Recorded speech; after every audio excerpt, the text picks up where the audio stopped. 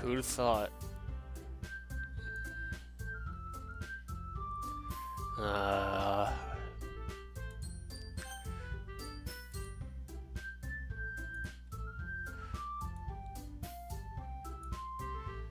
okay.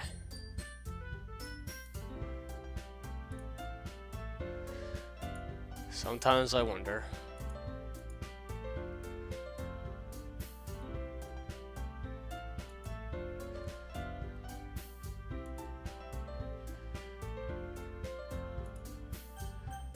Load game.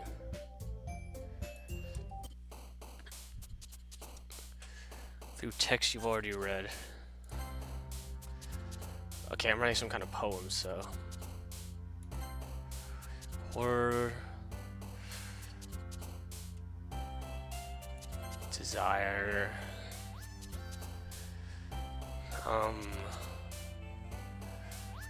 Whisper. Landscape. Ribbon. Flower. Chocolate. Lust. Dance. Doki Doki.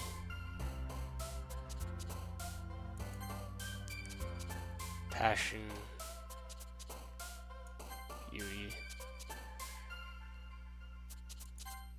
Destiny.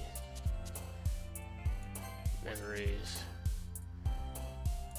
Essence. Afternoon.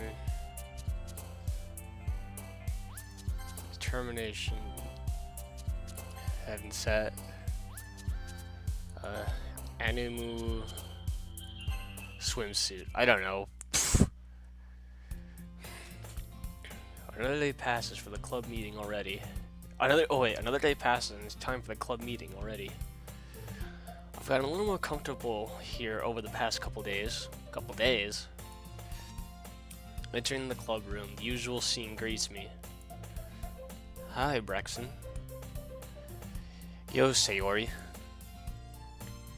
Looks like you're in a good mood today. I'm just still not used to you being in the club, that's all. I see. That's a pretty simple thing to get you in a good mood. But I guess it's always the simple things with you anyway. Speaking of which, I'm kinda hungry. Aren't we all? You come with me to buy a snack? No thanks. Eh? That's not like you at all. I have my reasons. Why don't we take a look at your purse, Sayori? What?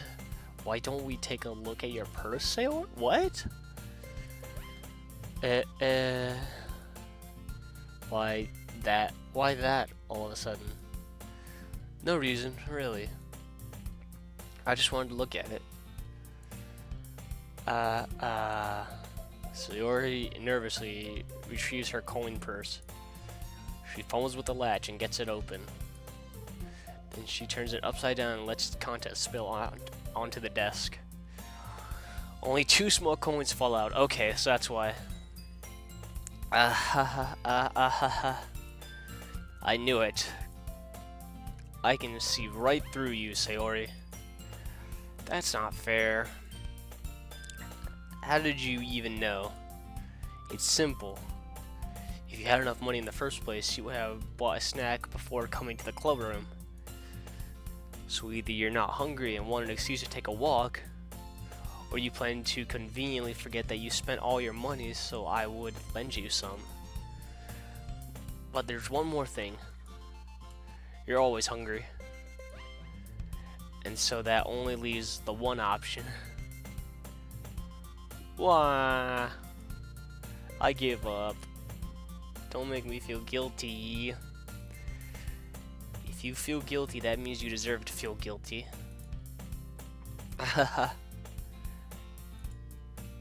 Yuri suddenly giggles. Eh? I didn't notice that she was listening in. Her face is in her book, as always. I wasn't listening or anything. I was just something in my book. Yuri. Tell Braxton to let me borrow some money. That's... Don't get me involved like that, Sayori. Besides, you should only buy what you can responsibly afford. And frankly, after pulling a mischievous little stunt like that, your suffering is fair enough retribution. ... Did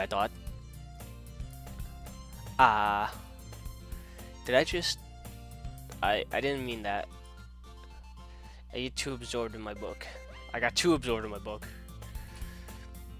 Ooh. I really like when you speak your mind, Yori. Doesn't happen much, but it's a fun side of you.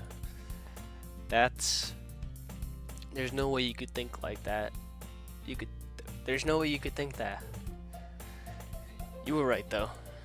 I did something bad, and now I have to accept the revolution. What? Retribution. Yeah. That. Still, coming from you, Sayori. I guess there's a little devil inside all of us, isn't there? Don't let her fool you. Sayori knows exactly what she's doing. After all, she told you guys she was bringing me to the club before she even told me. But you wouldn't have come if it weren't for the cupcakes. So I had to trick Natsuki into making them. Come on, give me more credit than that, Sayori.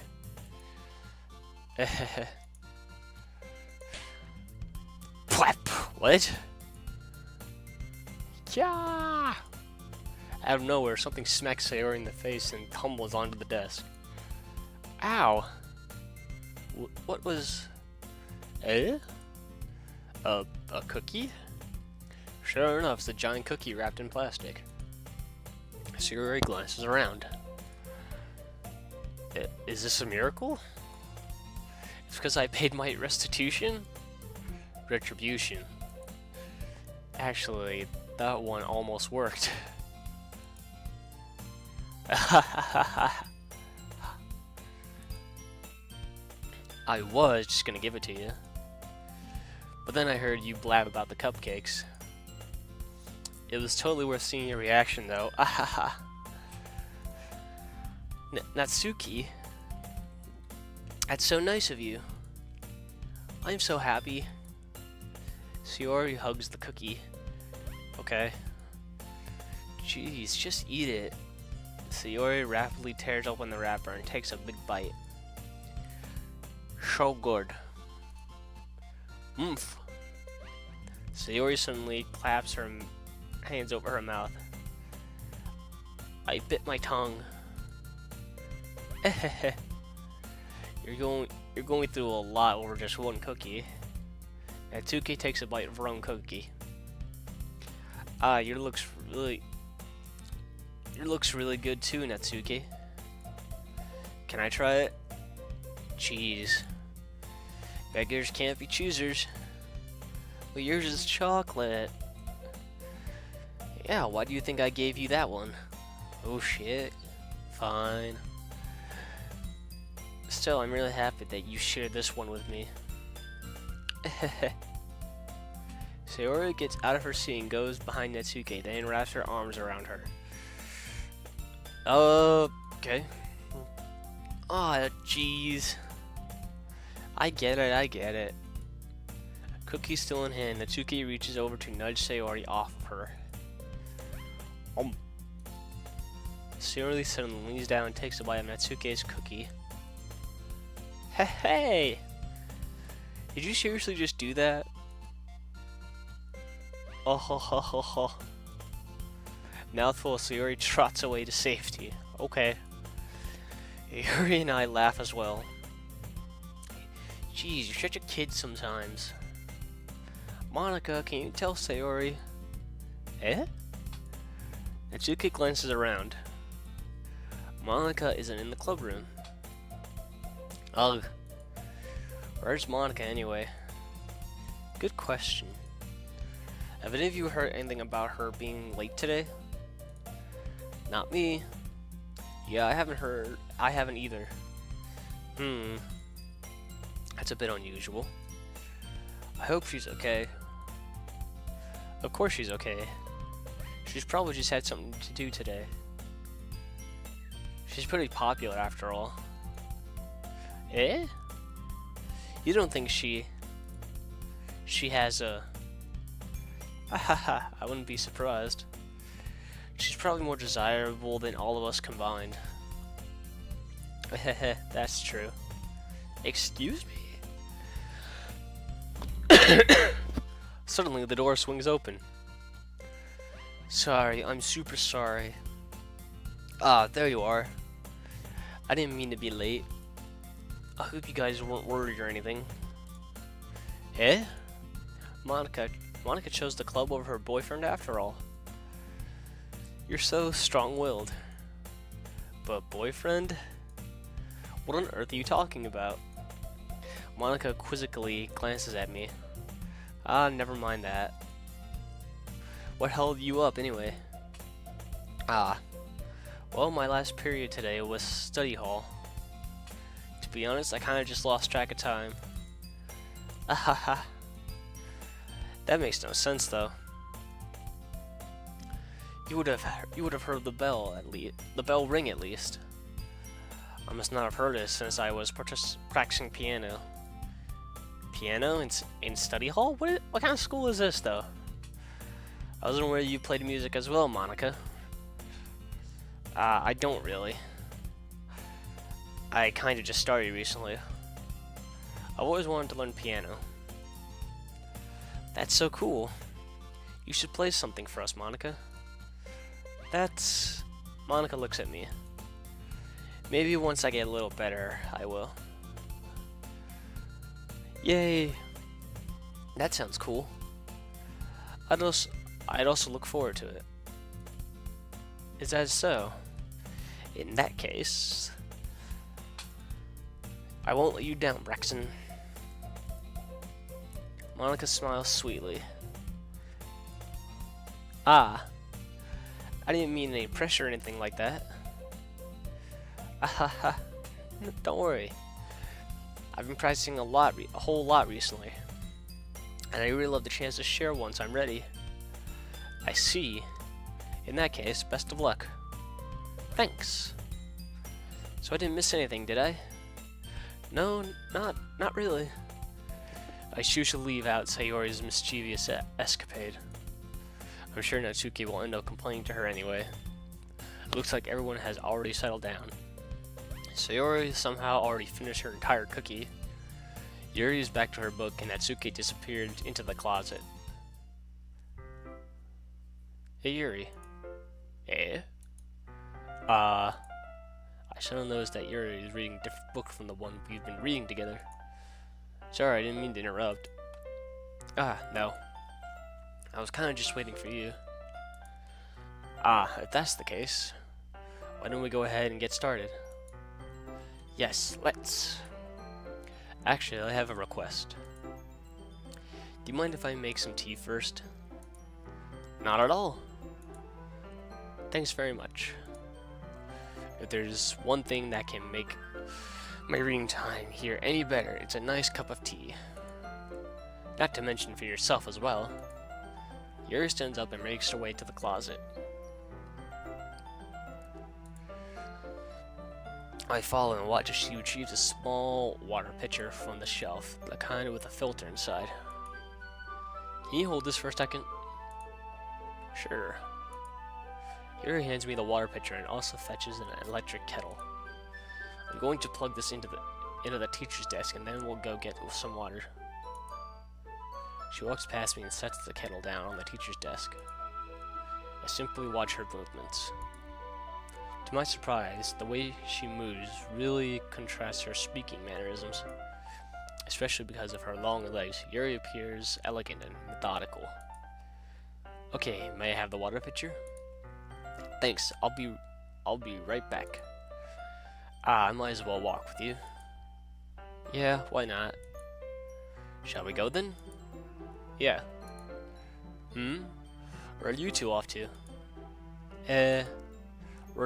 Yuri was going to make some tea, so I suddenly realized how weird it sounds to explain this to Monica. We're just filling the water pitcher. Ah, okay. Sorry, I was just a bit curious.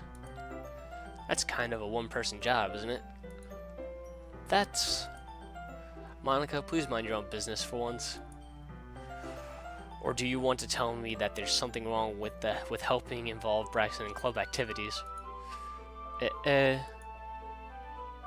Explanation point. My mouth gapes. I suppose there's nothing wrong with that. Now let's go, Braxton. Ah. Yuri quickly exits the room, and I follow. Once in the hallway, she suddenly puts her forehead against the wall. I spoke without thinking. How could I say something like that? Yuri. Something about the way she said that. It made me feel so irritated. What's wrong with me? No, Yuri. I think you did the right thing. I wasn't expecting it, but it's also not right for Monica to judge people like that.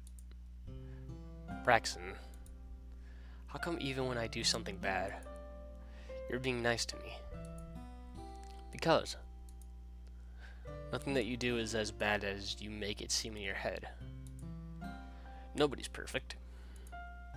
We have emotions, and we can't always hide them away. But you always amplify things in your head. Your mind turns a light rain shower into a hurricane. No. Wouldn't you hate me for something as terrible as that? Why would I hate you? I can't hate someone for having emotions. What kind of friend would do that?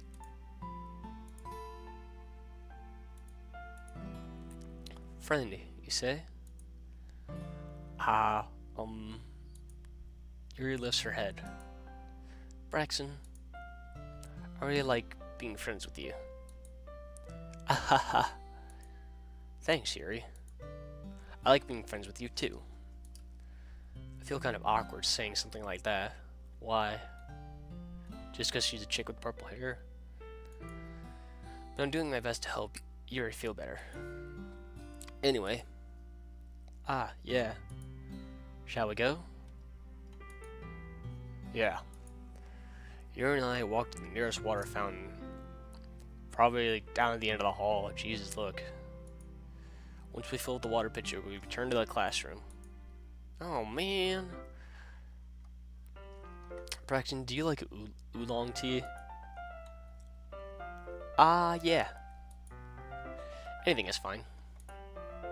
Very well. Yuri sets the temperature on the kettle to 200 degrees. Now it's time to get the teapot. You really do this properly, don't you? Of course. I shouldn't be any less when I'm making tea for others. I shouldn't do any less. If you want to be less when you make tea, you could do that too. I don't know. Even if I'm not an expert on tea or anything. Hoo-hoo. Hold up. Okay, better. In that case, you'll only be even more impressed. Perhaps I will. Yuri fetches the teapot and begins measuring the tea leaves. To my surprise, she even starts humming a little to herself. You must be in a good mood now. Is that so? I was letting it show. And you noticed, I was doing a bit of thinking. And I decided that I would try expressing myself a little bit more. It turns out it's not very hard for me to do. When it's you who's around anyway. That's great, Yuri. Just don't push yourself too much. You're always worrying about me, Braxton.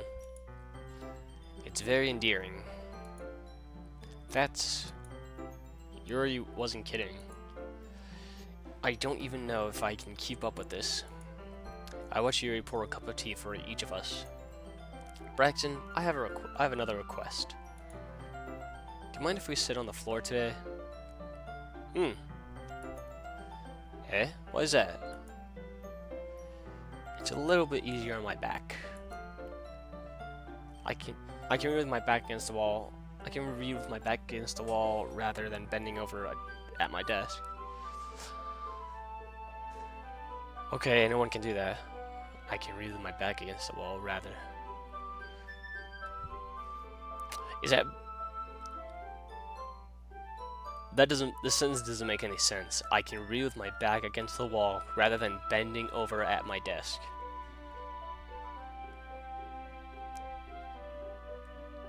This sentence makes no sense. Ah, sorry, I didn't realize. No worries. I just have back pain fairly regularly, so I do my best to manage it. Is that so? I wonder why that is. It's most likely because your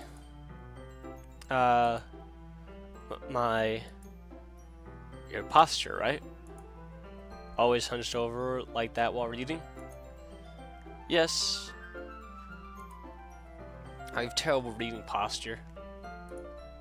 So that's why we should sit on the floor. Fair enough. I'll go ahead and get the book. I retrieve the book from my bag. I have some chocolate as well. It's a bag of small chocolate candies that I had kept hidden from Sayori's candy radar. I take it since it'll go well with the tea. Yuri and I sit against the wall, teacups at our sides. As if in sync, we assume the same reading position as last time, each holding one half of the book. Except this time, our bodies are even closer to each other. I can't see too well. Yuri slides closer until our shoulders are touching. How am I supposed to focus on reading like this? Yuri was always kind of cute, but... I mean, they're all kind of cute. I mean, it is Animu. When she's being less apprehensive, it's almost more than I can handle. Your teacup.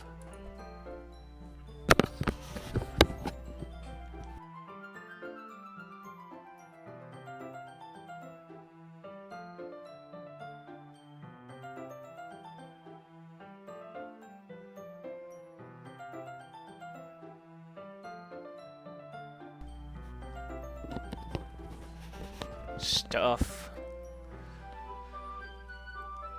Yuri hands me my teacup. Holding it with my hand, so that's nothing. Holding it with my hand that's not holding the book, I end up in a position that makes it even harder to focus. Because now I need to worry about making sure I don't accidentally touch her chest. Ooh. Meanwhile, Yuri hasn't noticed a single thing. She wears her intense reading expression, and I can only presume the world around her has faded away. I use all of my willpower to focus on reading. I don't know why that's funny. ... After a few minutes, I finally managed to relax a little. I put the teacup between my legs and fumble with the chocolate wrapper. Ah, sorry. I briefly let go of the book to finish opening the wrapper. You can have as much as you want. Ah, that's okay. I won't take any. Eh? Are you sure? Well, if I touch it, then it might get smudges on the pages. Ah, you're right. I didn't even think about that.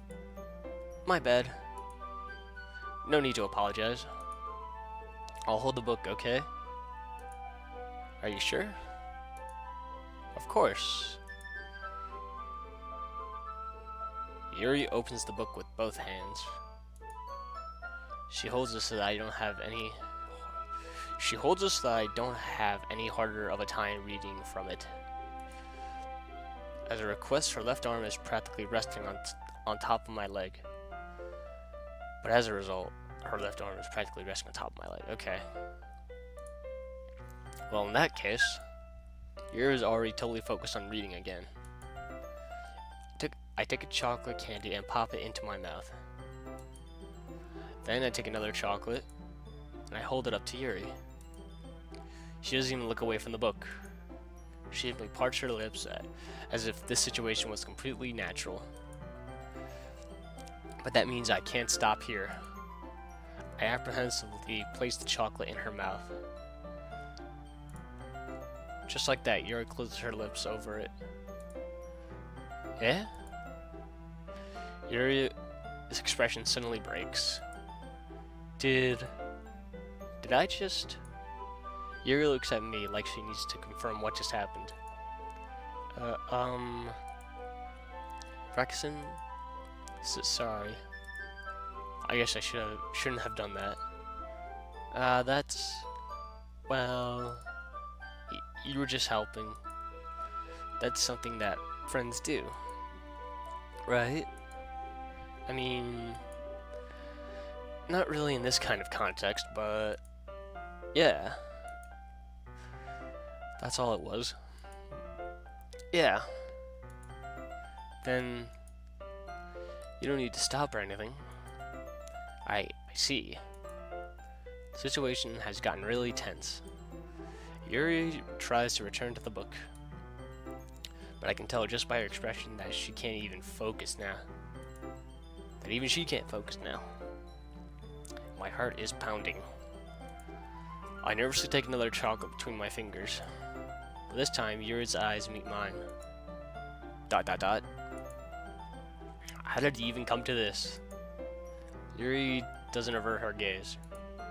I notice her chest rising and falling to the rhythm of her breathes. I raise my arm. Like before, Yuri parts her lips. But it's different this time. I take the chocolate and place it in her mouth. I feel her hot breath on my fingers. Wow. What is this game rated? What is it, like T or something? This is getting dangerously close to you know what. Okay, everyone. What? Yuri jolts back. It's time to share poems. Braxton, you can help Yuri put away the tea stuff, right? Yeah, of course. Okay, thanks. The spell is abruptly broken. Damn it! I'll take care of the cups. Yeah. Yuri picks up the teacups from the floor. I picked up the bag of chocolates. In the end, we hastily clean up without so much as a word between us. I get the feeling this is something neither of us will have the courage to bring up. Who should I share my poem with first?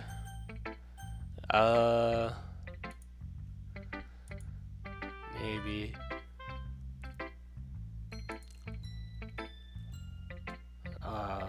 Crap. I need to. Hold on. Okay, I needed a cough there. Natsuki. Just get it out of the way. Well, it's not really any worse than your last one. But I can't really say it's any better either. Phew. Huh? Phew what? Well, anything that isn't a train wreck I'll take as a win. And I get the feeling you're probably the most critical. Hey, what makes you... Wait, maybe that was a compliment. Haha. Glad to see someone recognizes my experience. Well then, keep practicing and maybe you'll be as good as me someday. That's, something tells me Natsuki completely missed the point. Come to think of it, this kind of reminds me of Sayori's poem from yesterday. Eh? You think so? Yeah, well I guess if you've been friends with her for so long, you might be on the same wavelength. But you never really struck me as her type. Sayori has a type, all of a sudden. Well, I don't know. But honestly, how can someone so, fluffy spend so much time with someone like you? It's like she's dragging around a dead weight. Thanks. Ugh, that was a little unnecessary. But think of it this way. If it weren't for me, she would probably just fly around like letting go of a balloon. You could say we each take care of each other in our own ways. In our own way, even. Whatever it is, I don't get it. Oh yeah, I guess I'm supposed to show you my poem. Here. Well. Oh, hold on. Alright. Amy likes spiders. You know what I heard about Amy? Amy likes spiders. Icky, wriggly, hairy, ugly spiders. That's why I'm not friends with her. Amy has a cute singing voice. I heard her singing my favorite love song. Every time she sang the chorus, my heart would pound to the rhyme of the words. But she likes spiders. That's why I'm not friends with her. One time I hurt my leg really bad. Amy held me up and took me to the nurse. I tried not to let her touch me. She likes spiders, so her hands are probably gross. That's why I'm not friends with her. Amy has a lot of friends. I always see her talking to people. She probably talks about spiders. What if her friends start to like spiders too? That's why I'm not friends with her. It doesn't matter if she has other hobbies. It doesn't matter if she keeps it private. It doesn't matter if it doesn't hurt anyone. It's growth. She's growth. The world is better off without spider lovers. And I'm gonna tell everyone. I can't help but feel this is directed towards someone, and that it might be my fault. Oh yeah. Not bad, right? It's quite a bit longer than yesterday's. Yesterday's was way too short. I was just warming up. Good for you. I hope you didn't think that was the best I could do. Oh, of course not. Anyway, the message is pretty straightforward in this poem. I doubt I have to explain it.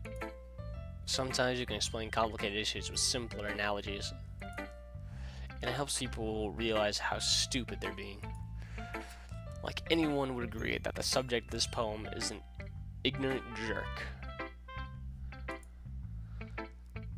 Do you know people like that? Of course. It's about how everyone thinks That doesn't matter. It can be about anything. I wrote to be easy to relate to. Everyone has some kind of weird hobby or guilty pleasure. Something that you're afraid of. If people find out, they make fun of you or think less of you. But that just makes people stupid. Who cares what someone likes as long as they're not hurting anyone and it makes them happy? I think people really need to learn to respect others for liking weird things. Preach it, sister. Preach it. Well, you're definitely right. At least I can relate to that. And I'm sure a lot of other people can too. It's what I do best, after all. I don't like writing unless there's a good message to take away from it. Like conveying emotions is important, but I want to make people think, not just feel. Remember that. Okay, gotta memorize. I'm gonna write a good one for tomorrow too, so look forward to it. Who should I share my poem with? Who should I show my poem to next? Okay.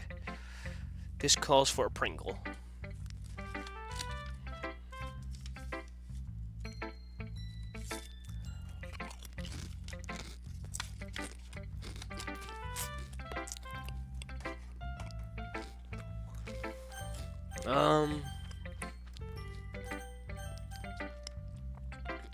Sayori this time. ...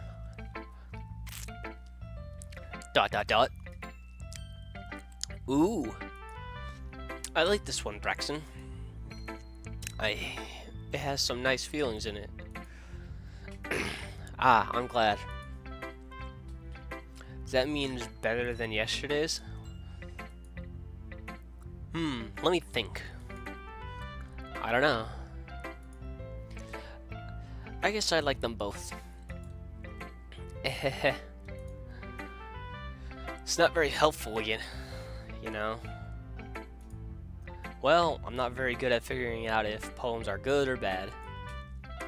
But that's why I just go by my heart. It makes me feel things. Then it must be, if it makes me feel things, then it must be a good poem. Not sure that's exactly how it works. And again, I guess conveying feelings is a pretty important part of this whole thing.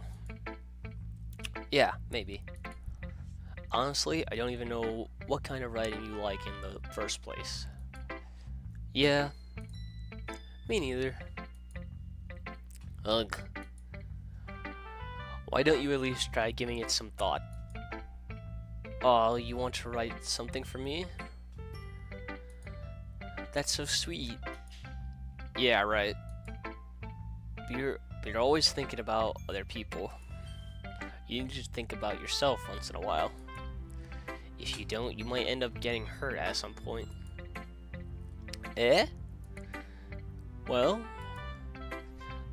I don't really know what you mean, but I'll try to keep it in mind.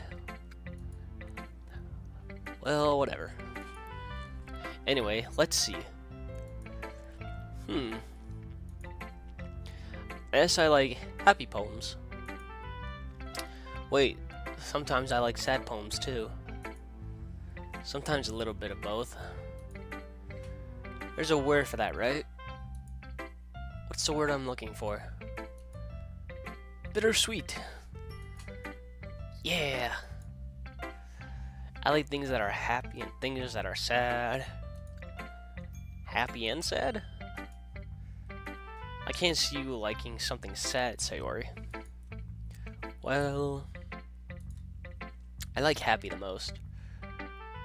But sometimes when you have a little rain cloud in your head, a sad poem can help give the rain cloud a little hug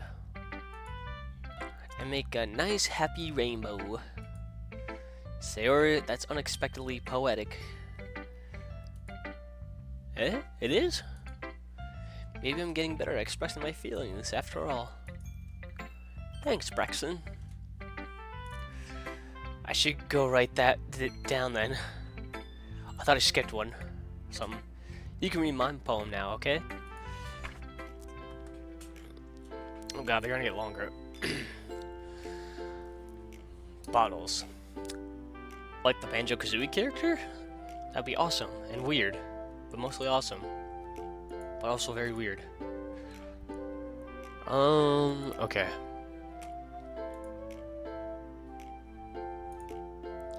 I pop off my scalp like the lid of a cookie jar. It's a secret place where I kept all my dreams. Little balls of sunshine all rubbing together like a bundle of kittens. I reach inside one with my thumb and forefinger and pluck one out. It's warm and tingly, but there's no time to waste. I put it in a bottle to keep it safe, and I put the bottle on the shelf with all the other bottles. Happy thoughts, happy thoughts, happy thoughts in a bottle, all in a row. My collection makes me lots of friends, each bottle a starlight to make amends. Sometimes my friend feels a certain way, down comes a bottle to save the day. Night after night, more dreams. Friend after friend, more bottles. Deeper and deeper my fingers go, like exploring a dark cave, discovering secrets hiding in the nooks and crannies. Digging and digging, scraping and scraping. I blow dust off my bottle caps. It doesn't feel like time elapsed. My half-empty shelf could use some more. My friends look through my locked front door. Finally, all done, I open up, and in come my friends. In they come in such a hurry. Do they want my bottles that much? I frantically pull them from the shelf, one after the other, holding them out to each and every friend, each and every bottle. But every time I let one go, it shatters against the title. between my feet. Happy thoughts, happy thoughts, happy thoughts in shards all over the floor. They were supposed to be for my friends who aren't smiling. They're all shouting, pleading, something. But all I hear is echo, echo, echo, echo, echo inside my head. Well, that's fucking depressing. Holy crap. Yeah. So Yuri, did you really write this? Of course I did. Didn't I tell you yesterday I was gonna write the best poem ever? Yeah, but I mean, I didn't expect something like this coming from you.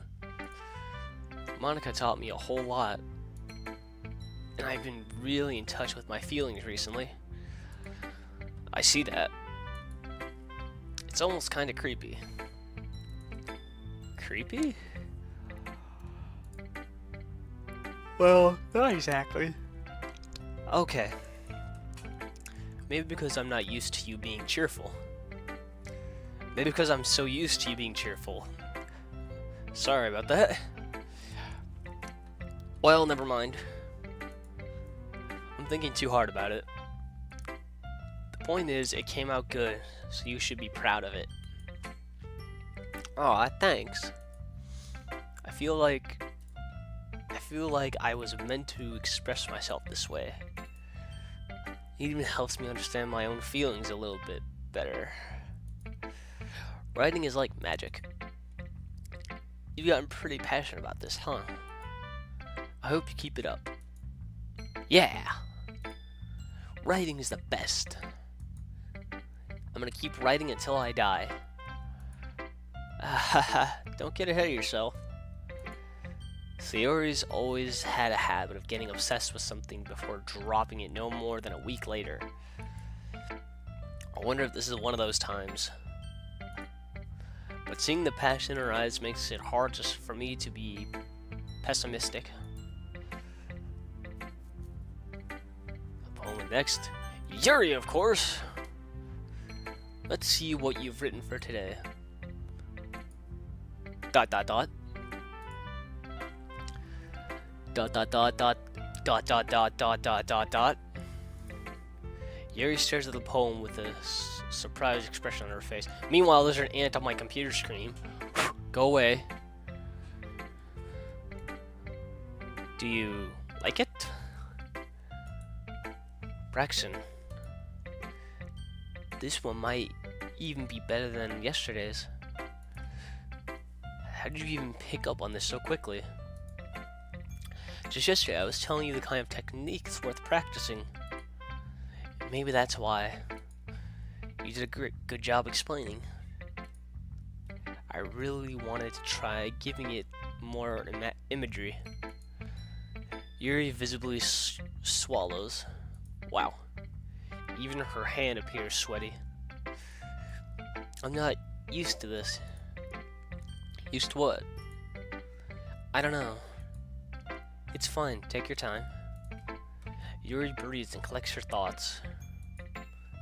I know that Yuri likes to think before she speaks, so I offer that patience to her.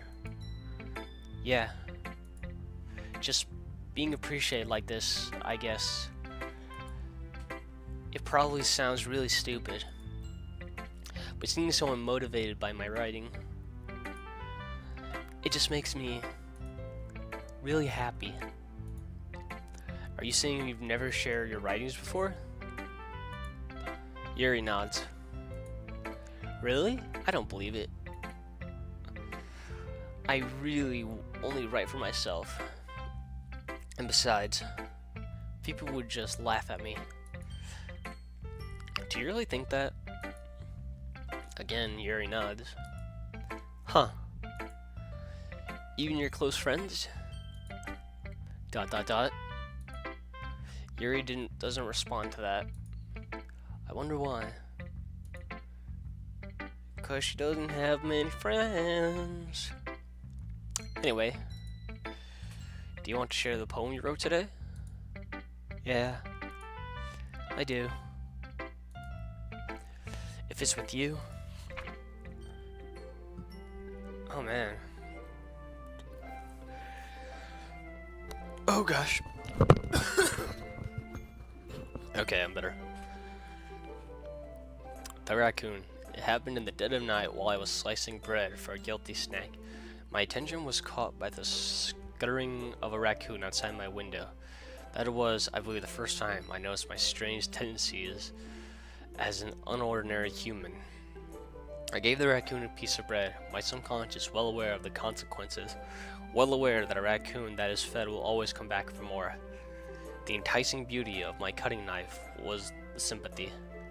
The bread, my hungry curiosity, the raccoon, an urge. The moon increments its phase and reflects that much more light off of my cutting knife. There is the same light that glistens in the eyes of my raccoon friend. I slice the bread, fresh and soft. The raccoon becomes excited, or perhaps I'm merely projecting my emotions onto the newly satisfied animal. The raccoon has taken to following me. You could say that we've gotten quite used to each other. The raccoon becomes hungry more and more frequently, so my bread is always handy. Every time I brandish my cutting knife, the raccoon shows me his excitement. Amid a rush of blood, classic Pavlovian conditioning. I slice the bread and I feed myself again. I was a little more daring with this one than yesterday's. I can see that. It's a lot more metaphorical. I don't know if it's my fault, but I can't begin to imagine what this poem is about. That's right. It's a bit closer to my preferred writing style. Using the poem as a canvas to express vivid imagery and conveying emotions through them. Yeah, if I take it at face value, then I can't even figure out what it's supposed to mean. Well, I think it's something that different people can relate to in their own way. I want to express the way it feels for me to indulge in my more unusual hobbies. It's those sort of things I'm usually forced to keep to myself. So I sometimes enjoy writing about them. Huh? That's funny. ... Didn't Natsuke also write something about that? About someone being ridiculed for a strange interest? Eh? She did?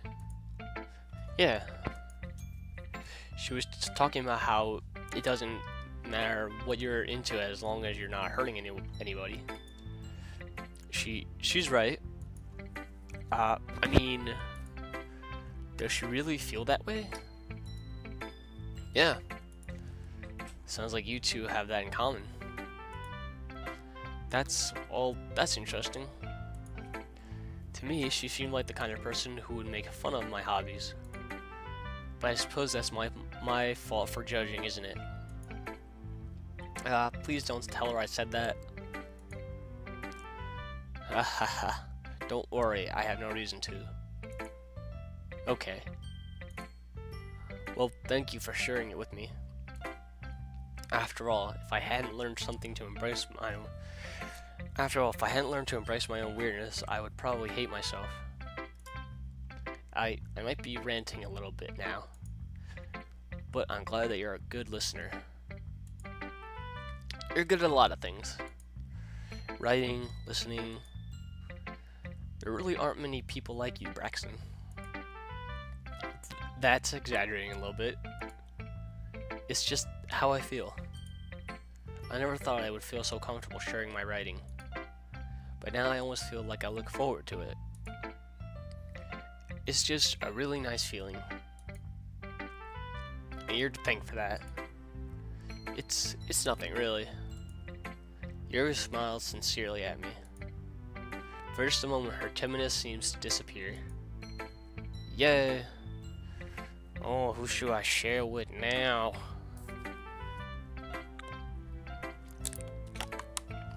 Can I share with that fridge in the back?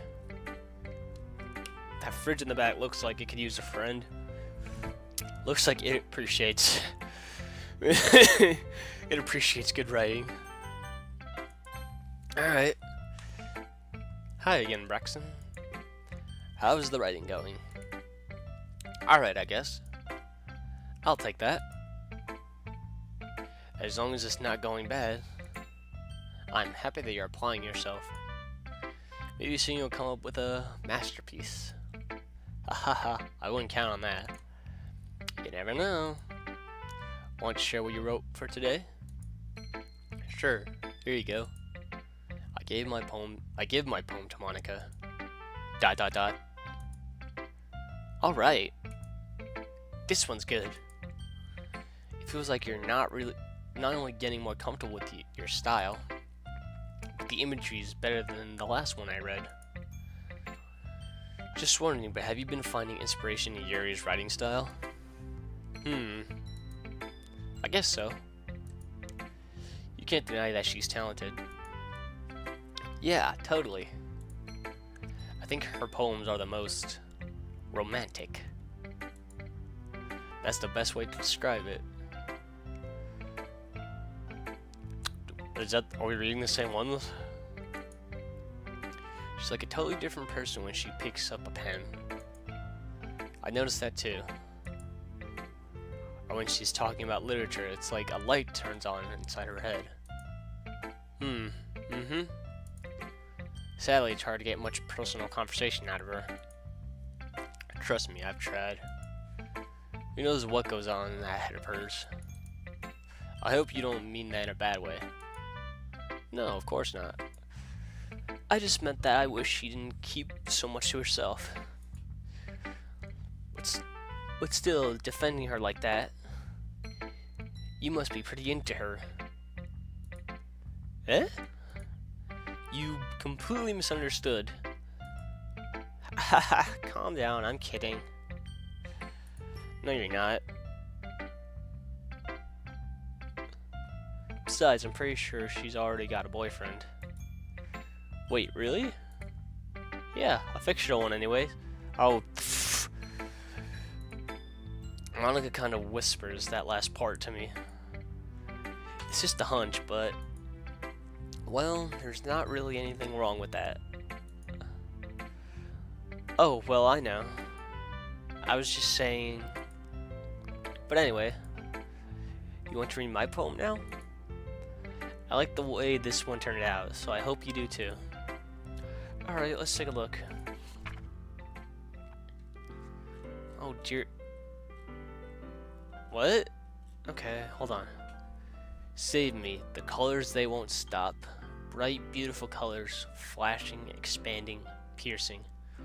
Red, blue, green. Red, green, blue. An endless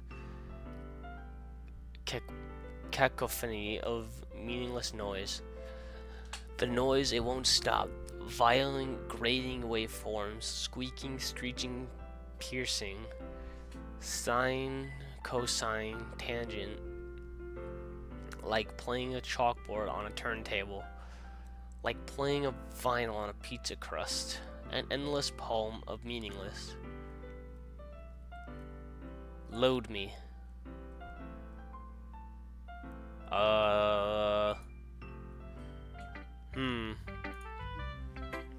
It's even more abstract than the last one, huh?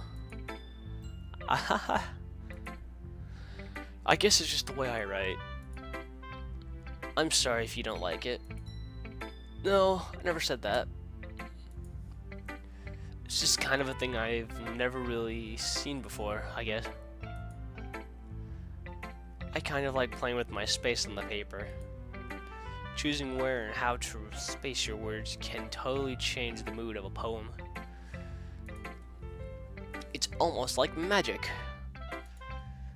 The way I wrote the lines really short means it feels like they're trying to speak over the noise.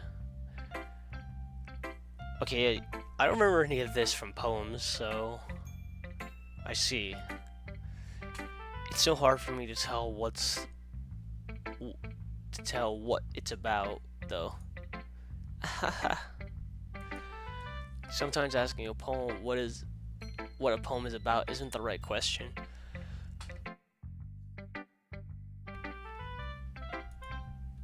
poem can be as abstract as a physical expression of a feeling or a conversation with the reader. So putting it that way, not every poem is about something. Anyway, here's Monica's writing tip of the day. Yay! Sometimes you'll find yourself facing a difficult decision. When that happens, don't forget to save your game. You never know when you might change your mind, or when something unexpected may happen. Wait, is this tip even about writing? Okay. What am I even talking about? That's my advice for today. Thanks for listening. Okay, everyone. We're all done reading each other's poems, right? I have something extra planned today, so if everyone could come sit at the front of the room. Is this about the festival? Well, sort of. Ugh, do we really have to do something for the festival? It's not like we can put together anything good in just a few days. We'll just end up embarrassing ourselves instead of getting any new members. That's a concern of mine as well. I don't really do as well with last-minute preparations. Don't worry so much. We're going to keep it simple, okay?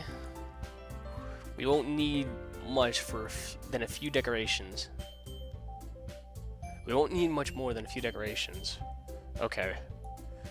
Sayori has been working on posters, and I've designed some pamphlets we can give out during the event. Okay, that's great and all, but that doesn't tell us what we're actually going to be doing for the event. Ah, sorry, I thought you heard about it already. Oh god. We're going to be performing. And shocked faces. Performing? Puh. Monica? Yeah, we're going to be having a poetry performance. Each of us are going to choose a poem to recite during the event. But the cool part is, we're also going to let anyone else come up and recite poems too. So you're always putting it all in the posters in case anyone wants to prepare ahead of time. Sayori, who's been coloring a poster, holds it up for us to see. Are you kidding me, Monica? You didn't already start putting those posters up, did you? Well, I did. Do you really think it's that bad of an idea? Well, no. It's not a bad idea. But I didn't sign up for this, you know? There's no way I'm going to be performing in front of a group of people like that. I agree with Natsuki. I can never in my life do something like that. Imagining it, Yuri shakes her head in fear. Guys. No, Sayori. I understand where they're coming from. Remember that Natsuki and Yuri have never shared their poems with anyone until just a couple days ago. It's a lot to ask for them to recite their poems out loud to a whole room full of people. A whole room? Okay, that's not... Wait, if it's a festival, is it all indoors? What the hell? I guess I kind of overlooked that.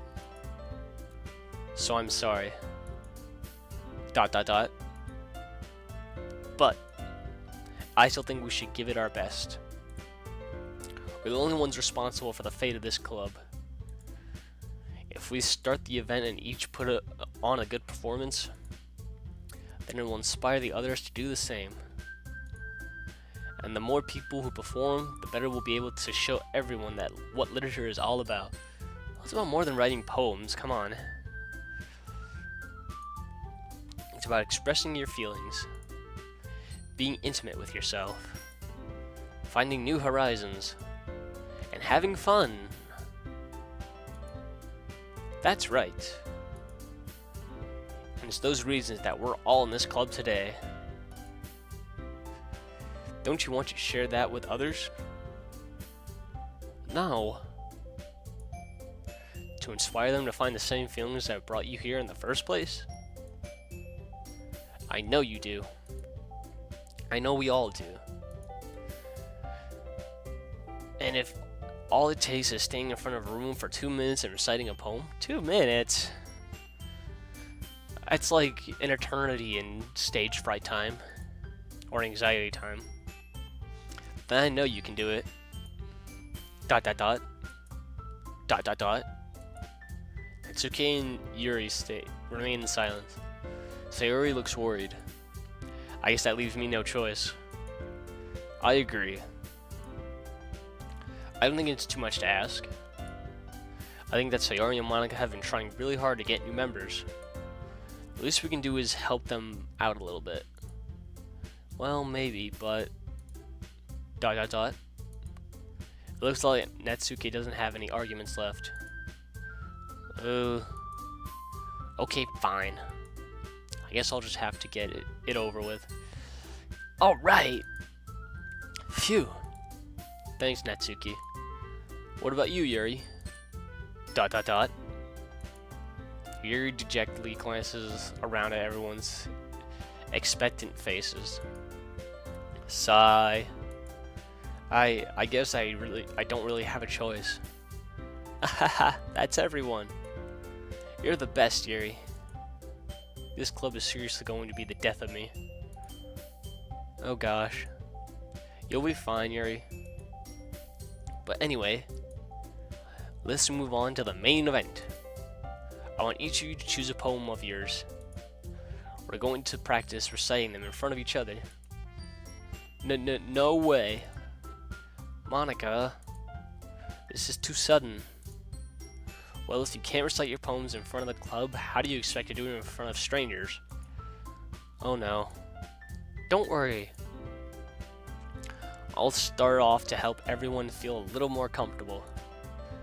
Can I go next? Haha, of course. Now let's see. Monika flipped through her notebook with the specific poem she has in mind for herself. She then stands behind the podium. The title of this poem is The Way They Fly. Ahem. Monika begins reciting her poem. Her clear, confident voice fills the room. More than that, her inflection is pristine. She knows exactly how to apply emotion behind each line she recites, bringing the words to life. Is this something she's done before, or is she simply a natural? I glance around me.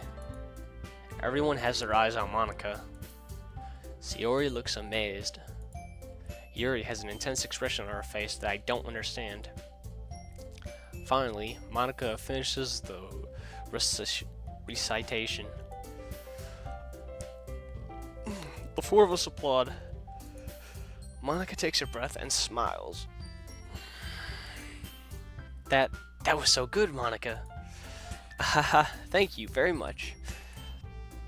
I was just hoping to set a good example. Are you ready to go next, Sayori? I'll go next. What? Yuri's fired up all of a sudden. Yuri clutches a sheet of paper between her hands and stands up. Keeping her head down, she walks quietly over to the podium. This poem is called... Yuri anxiously glances at each of us. You can do it, Yuri. It's called Afterimage of a Crimson Eye.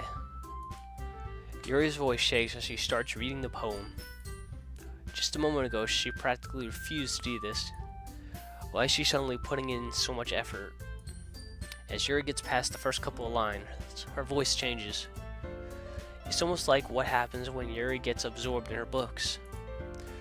Her quivering words transform into the sharp syllables of a fierce and confident woman.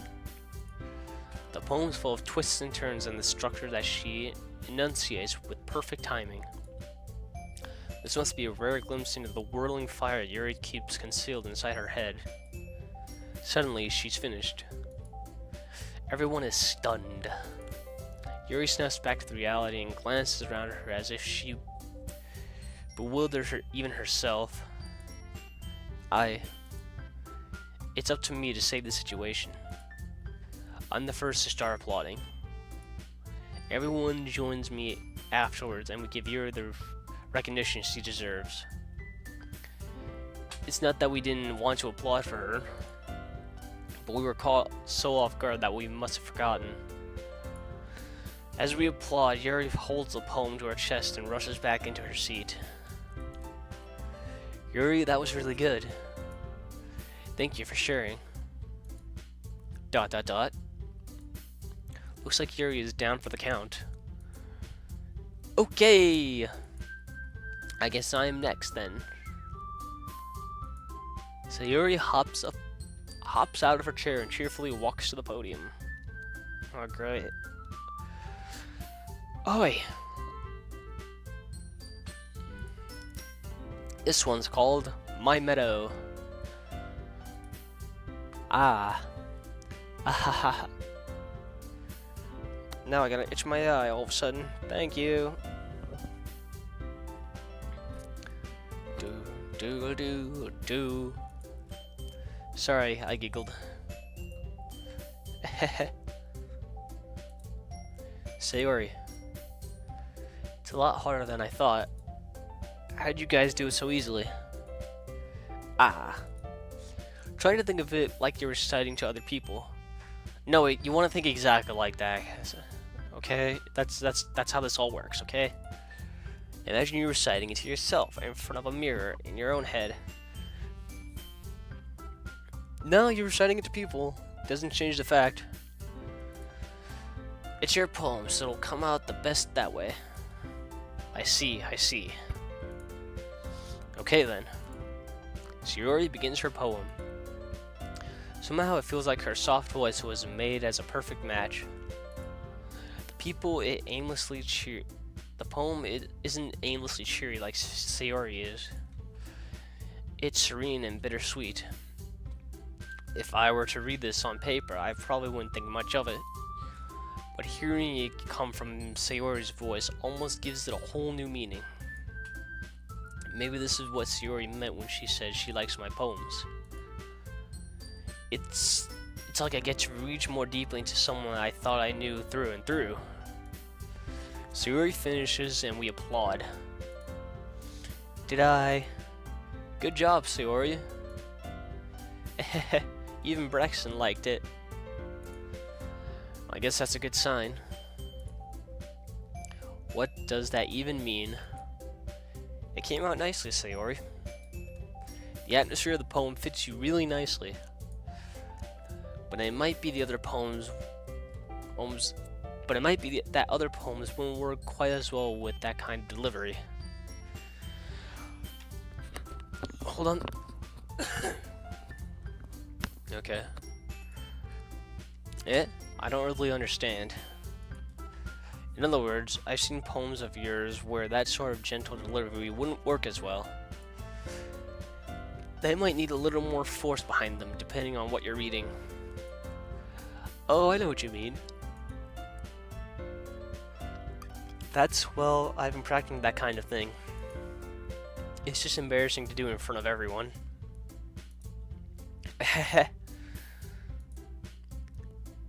Then next time I'm going to make you pick a poem that challenges you a little more. We don't have much time before the festival, you know. It's like this weekend, isn't it? Okay. In game time. Now, who's next? Natsuki? Humph. Don't make me go before Braxton. It's not like I can compare to you guys anyway. Might as well let Braxton lowers everyone's standards a little before I have to do it. Natsuki. It's fine. I might as well get it over with. But it's not like I have much of a selection of what to read. I'll just have to go with what I wrote for today. I stand up and step in front of the podium. Everyone has their eyes on me, making me feel terribly awkward. Look at them all stare.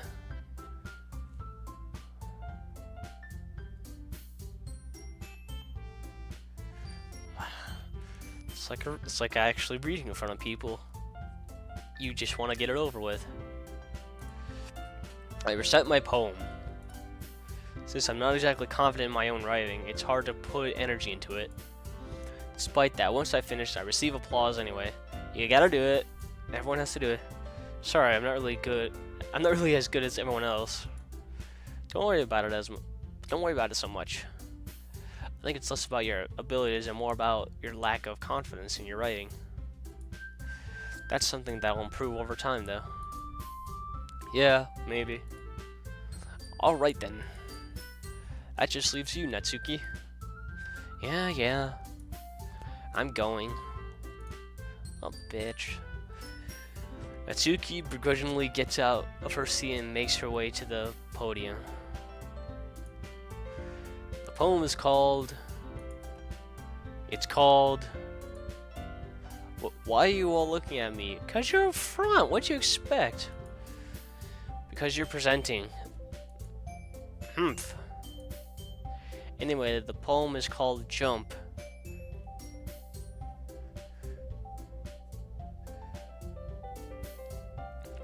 I was thinking about playing that Van Halen Jump song, but I probably shouldn't. Natsuki takes a breath. Once she starts reciting the poem, her sour attitude disappears a little. While she's still a little unenthused, her poem has a rhythm and rhyme to it. It's Natsuki's trademark style, and it works surprisingly well when spoken aloud. The words feel like they bounce up and down, as if giving life to the poem. Natsuki finishes and everyone applauds. She huffs back to her seat. Okay, come on. That wasn't so bad, was it? Yes, it was. Easy for you to say. Yeah, agreed. You'd better not make me do that again. You're gonna have to. Ah, well. Do you at least feel prepared enough to recite a poem in front of other people? No. I mean, doing it in front of other people will be way easier. Why? I can put on whatever face I want for other people. When it's just my friends, it's just embarrassing. Okay, maybe. I don't know. I mean, if you say it is. That's a surprise, Natsuki. I think it would be the other way around for me. Well, that's just how it is, so... Well, I guess in that case, you won't have much to worry about for the festival. That said, I want to thank everyone for coming through. It might be hard, but I hope you all have an idea of what it's like now. Make sure you pick a poem and get enough practice before the festival, okay? I'll be making pamphlets, so let me know ahead of time what you'll be reciting. Jeez. I should probably find some other poem to recite instead. That's fine too. Why recite your own work when you can take someone else's? It doesn't have to be your own. I'm already pleasantly surprised that you're putting in all this effort for the club. It makes me really happy. And strike a somewhat provocative pose, I guess. Yeah, no problem. Okay, everyone. I think that's about it for today. Damn it. OBS.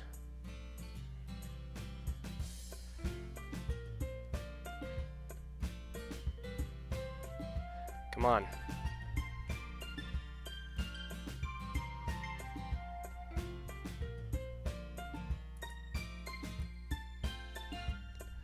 Did it? No?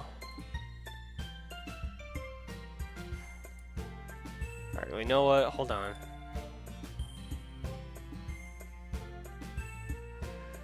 Goddamn. Yeah, whatever.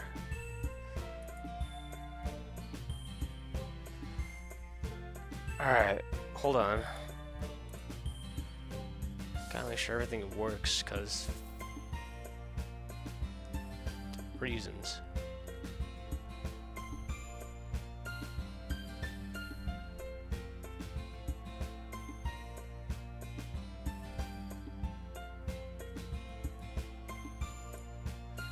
Okay, so. Oh shit. I know the festival is coming up. Let's try to write poems for tomorrow as well.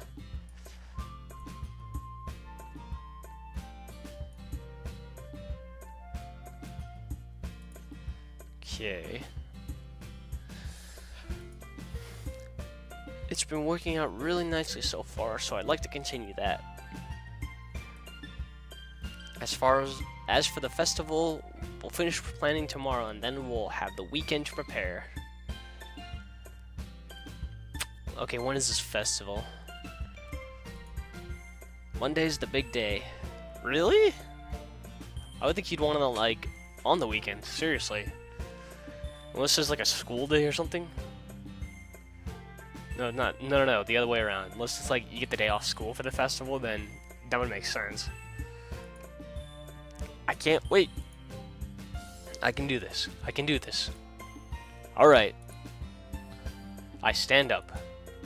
There's no way I'll be able to find the same enthusiasm as Sayori and Monica, but I'll do my best to get through it. It's for the sake of the club. And impressing Monica, then I'll have to do my best. Ready to go, Sayori? Yep. Look at you two, always going home together like that. It's kind of adorable, isn't it? Oh gosh, here we go. Jeez, guys. Don't make such a big deal out of it. Must be a little nice, though. Well, how am I supposed to respond to that? It's okay, Braxton. You don't have to say it. Whatever, let's go already. I walked home with Sayori once more. Even though it's only been a few days, a lot of things have already changed. But today, Sayori is being a little quieter than usual on the way home. Hey, Sayori. Dot. Sorry, I was spacing out. Ah, no wonder. I was thinking about something from earlier. The cookie? I like how we get to... I mean... Sayori fumbles with her words. So, let's just say that one day Yuri asked to walk home with you. Huh? What would you do? What kind of question is that? You're kind of putting me on the spot here.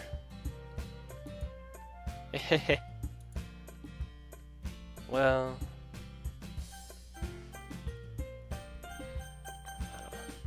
I'll say yeah. Walking home with Yuri, huh? Why does the thought of that make my heart pound? I mean... Given how hard it is for her to socialize, I would feel awful turning her down, so... Isn't she beautiful and smart? That has nothing to do with what I just said. Yes, it does. It has everything to do with what is going on right now, okay? Hahaha, you admitted it. Jeez. There's not even any point in speculating everything that's something that's never going to happen. Well, maybe. But I just like to think about it. It's not long before you won't need me anymore, you know? Need you? Sayori? I can't figure out how you're seeing things in your head right now.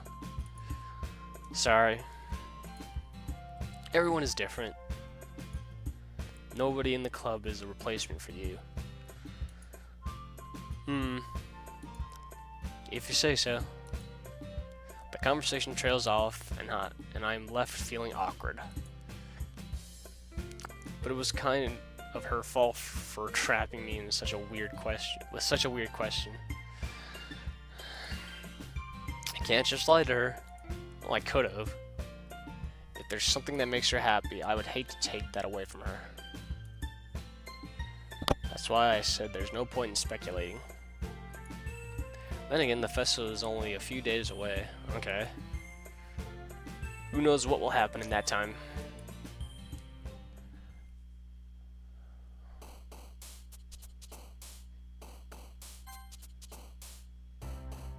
Oh, yeah. Yeah, let's save.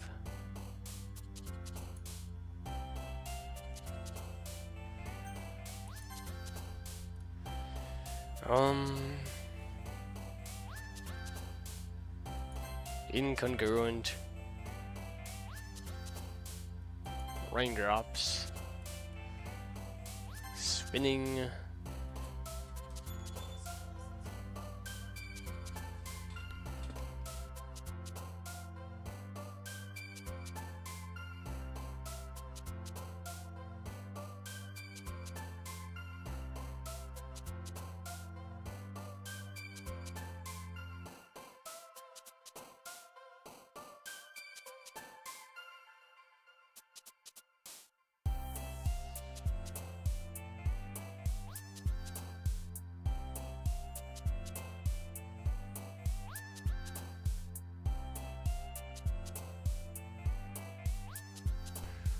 Alright, sorry about that. What was I doing? Passion. Flying. Kawaii. Explode. Romance. Graveyard. Uncanny.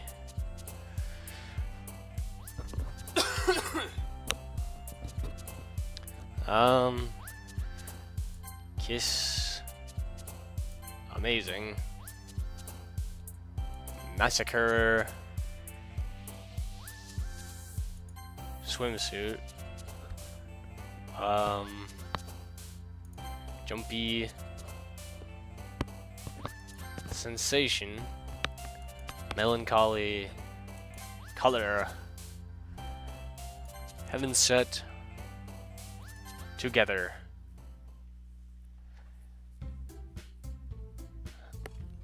Before anything, I'm gonna have another Pringle and then take a drink of water.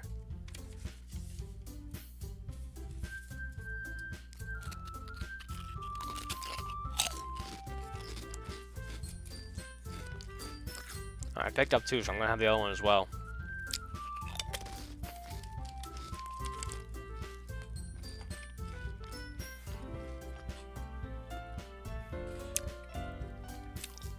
Oh man, I'm the last one here again.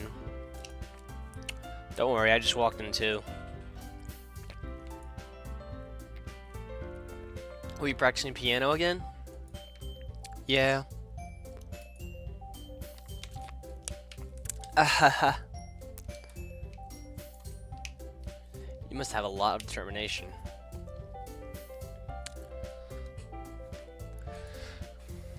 Starting this club and now picking up piano? Well, maybe not determination, but I guess passion. Remember that the club wouldn't be here for all of you if it wasn't for all of you.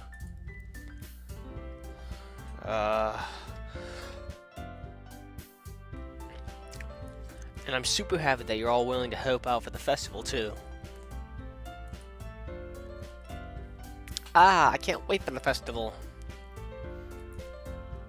It's gonna be great. Eh? Were you complaining about it just yesterday, Natsuki? Well, yeah. I'm not talking about our part of the festival. But it's a whole day of school where we get to play and eat all kinds of delicious food. Oh, okay, so they go to school, but it's kind of like a... crap, what is it? I guess like a field day, as it were, when those were a thing.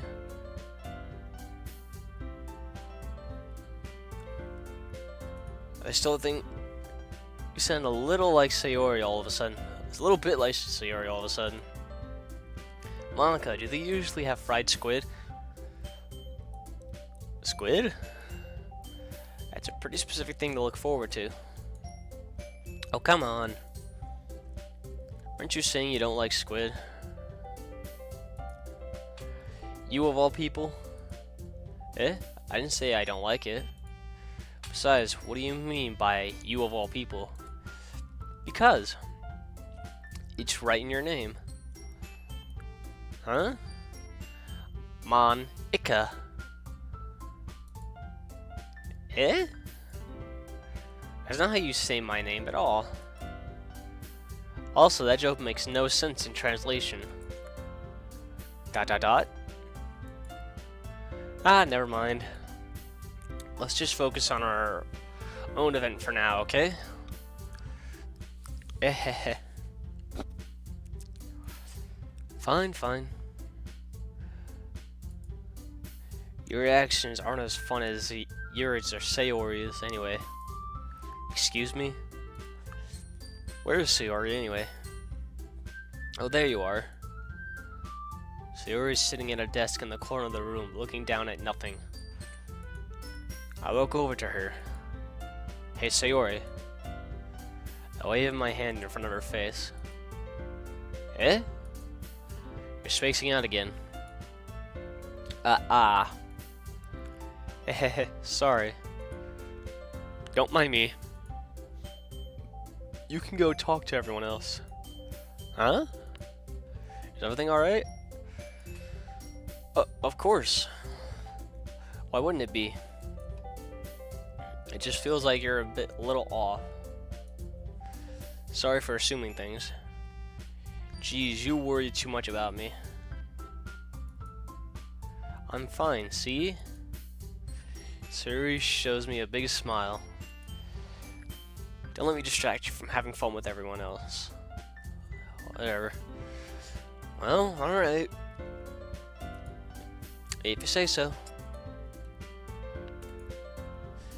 I worriedly glanced at Sayori before turning back toward everyone else. But the conversation had already disappeared, with everyone back at their usual activities. Maybe I should ask Monica if she knows anything about Sayori recently. Since they've been preparing for the festival, they must be spending a lot of time together. I timidly approached Monica, who was shuffling through some papers at her desk. Rexon, what's up? Hey, this might sound a little strange, but have you noticed anything up with Sayori recently? Anything up with her? And what do you mean? Maybe I'm reading a little too much, but she seems a bit downcast today. Oh, you think so? I can't say I've ever noticed anything about her.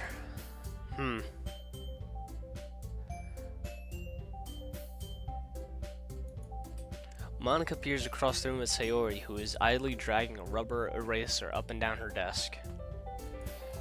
Maybe there is something on her mind. But I'm surprised I'm not the one asking you, Braxton. You certainly know her a lot better than I do. Yeah, but she's never really like this. She's always talked to me about things, and that bothered her. But this time, when I asked her, she was really dismissive. Sorry, I know it's not your problem. I just wanted to ask if you knew anything about anything, so I'll drop it now. No. It's important to me too. I mean, I'm also friends with her. I also care about the well-being of my club members, you know? Maybe I'll try talking to her myself. Eh? Are you sure about that? She seemed like she wanted to be left alone. Are you sure? Maybe she just has a hard time bringing it up with the person of Person of interest? What do you mean by that? I'm saying that maybe the thing on her mind is you, Braxton. Me? How on earth would you come to that conclusion? Oh, I don't know. Well, I probably shouldn't say too much, but Sayori talks about you more than anything else, you know? Eh? She's been so much happier ever since you've joined the club. It's like an extra light was turned on inside of her. What? No way. Sayori is always like that. She's always been full of sunshine. It's not any different now than it always has been. close her eye. You're so funny, Braxton. What was the joke? Have you thought that maybe you've always seen her as so cheerful? Because that's how she is when she's around you. ... I said too much. I'm sorry. What do I know anyway? I didn't mean to jump to conclusions, so you should just forget about what I said. I'll try to talk to her, so try not to think about it for now. Alright. Monica smiles meaningfully. I know she said to forget about it, but I already know that I won't be able to get her words out of my head. Monica stands up from her desk and walks across the room to where Sayori is sitting. I watch her kneel down next to Sayori and gently talk to her. But she's keeping her voice so quiet that I can't hear her from here. I sigh and sit myself down. I know Sayori told me not to worry about her and to have fun with everyone else. But that's impossible to do when she's behaving like this. Exactly how much do I care about her that I'm letting this weigh me down so much? Now it feels like I'm the one behaving out of the ordinary. But there's nothing I can do besides wait for Monica. Why does it feel like I'm being watched? I glanced around the room. Suddenly I noticed Yuri peering at me from over her book. But she looks away just as quickly with a flustered look on her face. I realize that she won't get anywhere like this. I've never really seen Yuri approach anyone or start a conversation on her own accord. So I have no choice but to approach her myself. But now it's a little easier for me to do that. I stand up from my desk and sit in one next to her own. ... I didn't mean to bother you or anything. Relax, you didn't even do anything. But I could tell that you wanted to be alone with your thoughts. Alone with my thoughts? How were you even able to tell that I was thinking like that? Well, it's something that I do a lot. So it wasn't hard for me to spot based on your posture and expression. Not that I was staring or anything. I didn't do anything creepy like that. In any case, I guess you were right. I'm sorry if I caused you any concern. Don't apologize. Your troubles are only the concern of those who willingly share in that concern. Of course, there are certainly those who find the most comfort in keeping to themselves. But if you would prefer to share what's on your mind, then I would be glad to listen. That's really not that big of a deal. I was just feeling a bit uneasy about Sayori. Sayori? Yeah, she seems a little off today, but when I asked her about it, she didn't want to admit it to me. So I can't help but wonder if something happened to her. Oh. That's quite romantic. Yeah? Sorry. I didn't mean to say something stupid. It's not that. I just didn't want you to misunderstand. Sarah and I have been friends for a long time, that's all.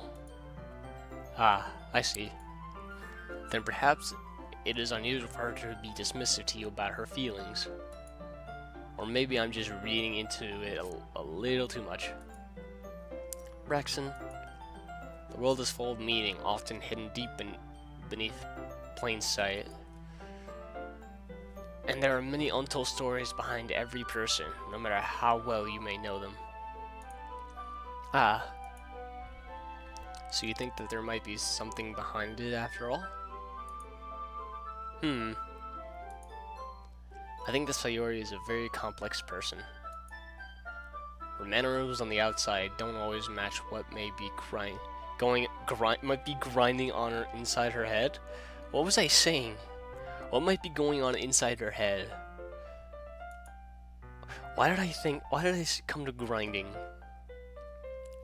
She may not always know what she wants. I noticed her strange behavior today too. And I also feel some concern for her. But in your case, it looked like she was fully occupying your thoughts, wasn't she? Well, I guess that was the case.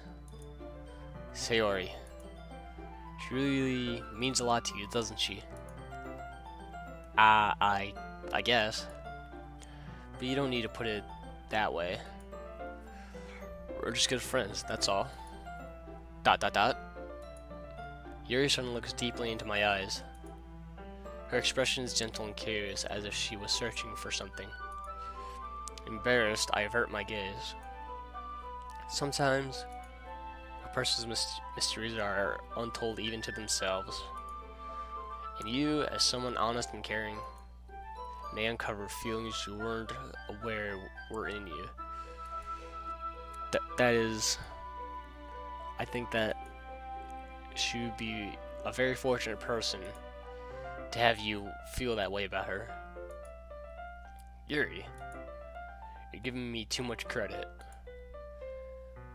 I'm a pretty simple guy, so I think I'm pretty good at understanding my own feelings. I'm not nearly as sophisticated as you. That's not a compliment, is it?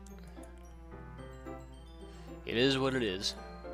Anyway, as long as we're here, why don't we do some reading? Well, as long as you're okay with it.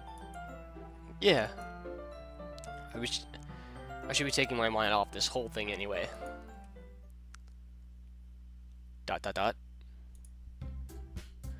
Okay, everyone. After some time passes, Monica calls out to the club room. Why don't we share our poems now? Before I know it, everything is back to normal. Everyone goes to retrieve their poems, and I do the same. My English is phantasmic. Wait, what was I doing?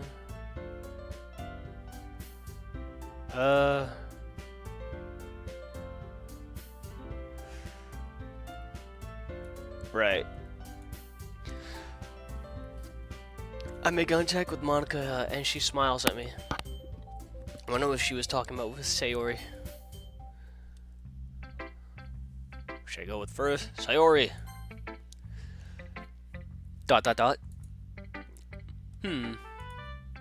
It's nice, I guess. Come on, I can really tell you don't like it. I can already tell you don't like it. Well, you don't need to worry about what I think. After all, you wrote this for someone else, didn't you? Probably Yuri. Eh? I didn't write this for anyone specifically. Maybe. That's not really what I meant, though. But it's okay. You're making new friends just like I was hoping. That makes me really happy. And you're happy too, right? In this club? Well, of course I am. Good. That's all that matters to me. Thank you, Braxton. Sayori, is there something wrong? Huh? No, nothing. I'm just a little tired today. Bullshit. Alright. Just tell me if you need anything. I will. Don't worry about me, okay? You can go play with everyone. You can go play with everyone else now? What? If you insist, play. This is high school. What the fuck? Yay! I'm gonna go home a little bit early today. Sayori? Tell Monica I wasn't feeling well, okay? I'll see you tomorrow. Before I can say anything, Sayori cheerfully walks out of the classroom, humming to herself. Oh, that was a thing.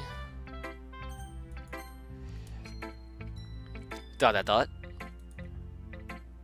This one's alright. Alright? Well, yeah. About as good as yesterday's, anyway. I see what you're going for, but it's just not really my style. I mean, that's fine. I'm mostly just glad that you're trying a little bit. Well, of course I'm at least trying.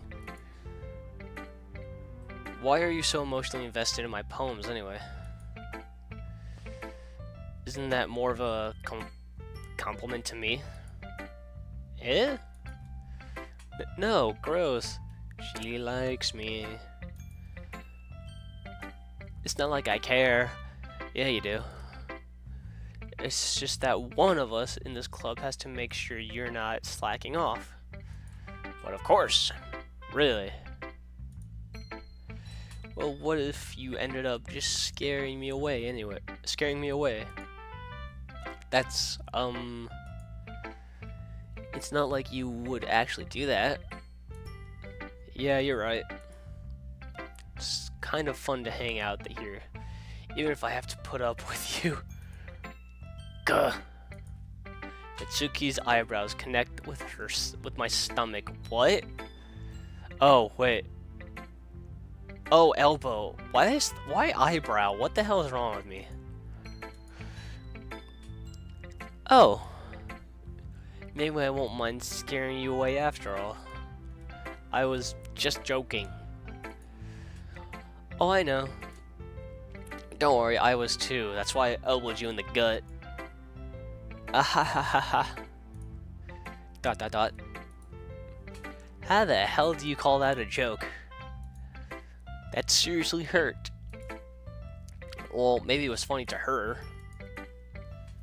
I guess that's kind of the point. I should really just watch my mouth around Natsuki.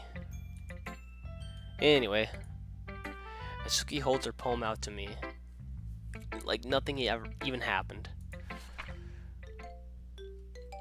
Oh man, reading. I gotta choose a visual novel. I'll be your beach. I'm going to have Pringles while I do this, because I can. Your mind is so full of trouble and fears that diminish your wonder over the years. But today I have a special place, a beach for us to go.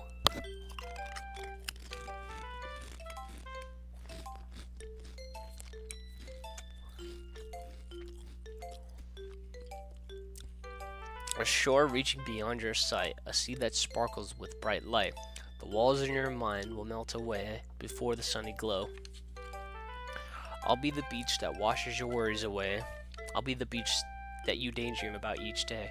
I'll be the beach that makes your heart leap in a way you thought you had left, that had left you, in a way you thought had left you long ago. Let's bury your heavy thoughts in a pile of sand, bathe in sunbeams and hold my hand. Wash your insecurities in the salty sea and let me see you shine.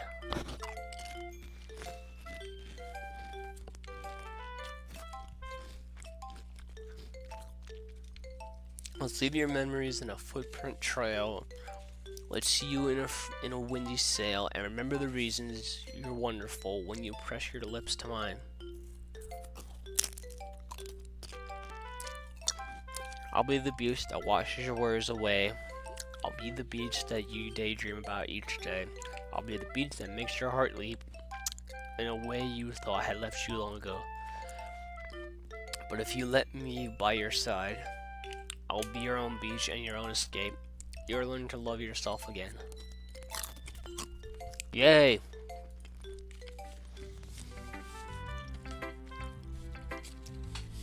Yeah.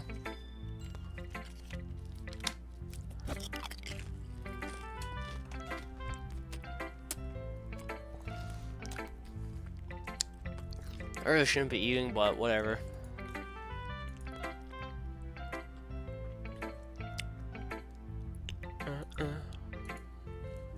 I felt like I kept writing about negative things, so I wanted to write something with a nice message for once.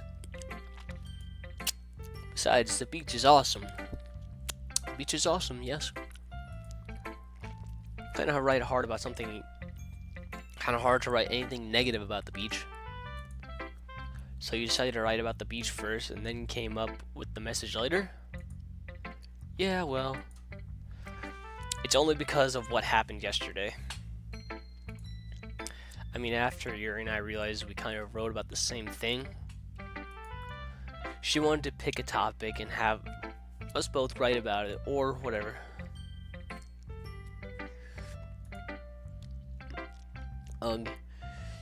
You can really see her doing that too.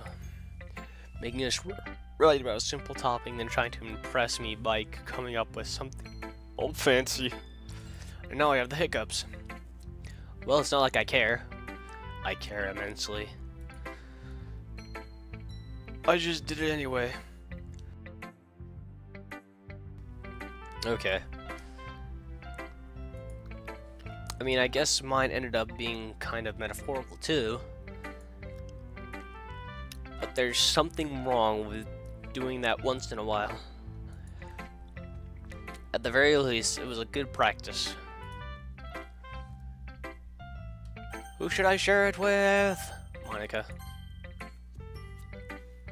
Hi, Braxton. Have you thought about what you want to submit to perform at the festival? Well, being in this club is one thing, but performing in front of a bunch of people? I'll have to give it some more thought.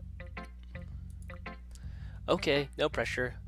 All the pressure. All the pressure. Whatever you do, I'm sure it'll turn out great.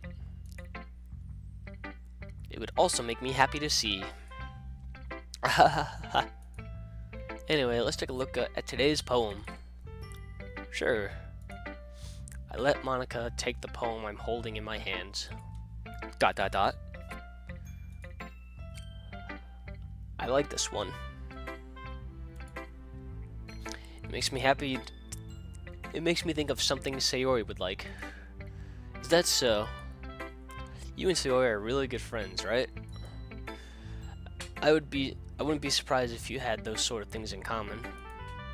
Ah, well, you may be good friends, but Sayori and I are actually really different. Well, that may be the case. But maybe there are also some similarities that you wouldn't expect. The way she talks about you, it sounds like the two of you really care about each other's well-being. Even if you show it in different ways, it ends up being more similar than you'd think. So I think that's the kind of vibe I get when reading your poem.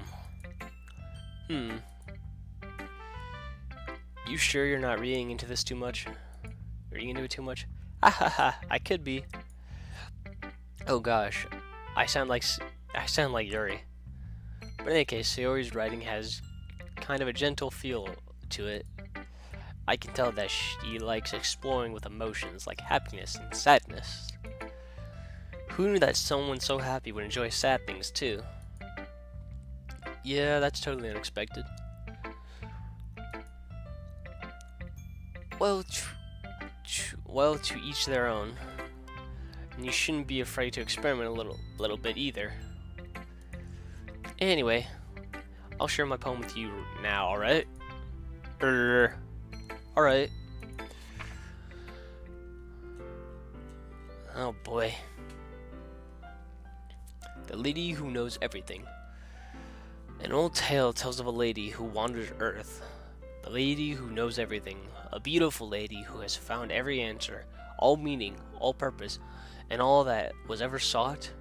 And here I am, a feather. Lost adrift the sky, victim of the currents of the wind. Day after day I search with little hope, knowing legends don't exist.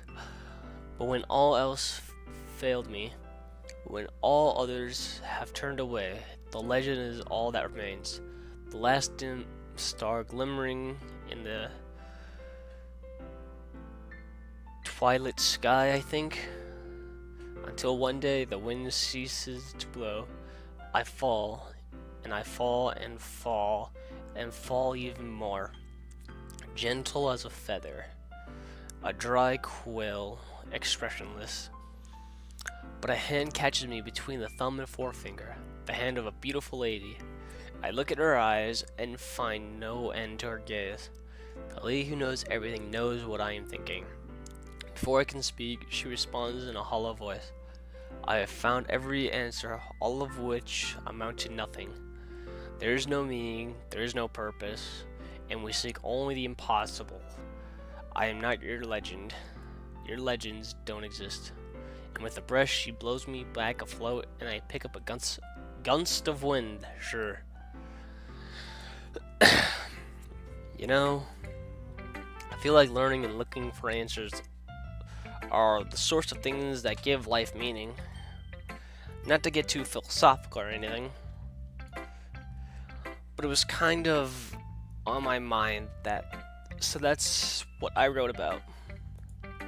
I see. I never really put much thought into it. In a way, it's almost paradoxical. Because if we had all the answers, wouldn't the world start to lose its meaning? You know, there's one thing I noticed. It seems like everyone in the club prefers writing about things that are more sad than happy. Ahaha, are you surprised? I mean, if everything was okay, we wouldn't really have anything to write about, would we? Humans are two-dimensional creatures. I think you know that better than anyone. You mean one-dimensional? Ah, yeah, that. Anyway, here's Monica's writing tip of the day. Are you ever too shy to share your writing because you're afraid that it's not that good? It can be really disheartening to get a lukewarm response to something you put so much into. But if you find other people who enjoy writing, then sharing becomes a lot easier. Because instead of just telling you that your writing is good or okay or bad, they'll want to focus more on everything that went into it and the things you can work on. It's much more encouraging that way, and it will make you want to continue improving. It's almost like having your own little literature club, don't you think? Nudge, nudge, wink, wink. That's my advice for today. Thanks for listening. Goodbye, Monica. Who should I share it with? Who should I share it with? ... Ah. Decided to try something different today? I guess so. Is that good or bad? Well, neither. I have my preferences, but it would be unfair of me to call something good or bad based on that. As always, I believe what's more important is exploring and discovering yourself. That's comforting. I'm kind of afraid of disappointing you in some way or another. Eh? Why me? Well, you're always sophisticated with your writing and have the most advice to share. Is that so?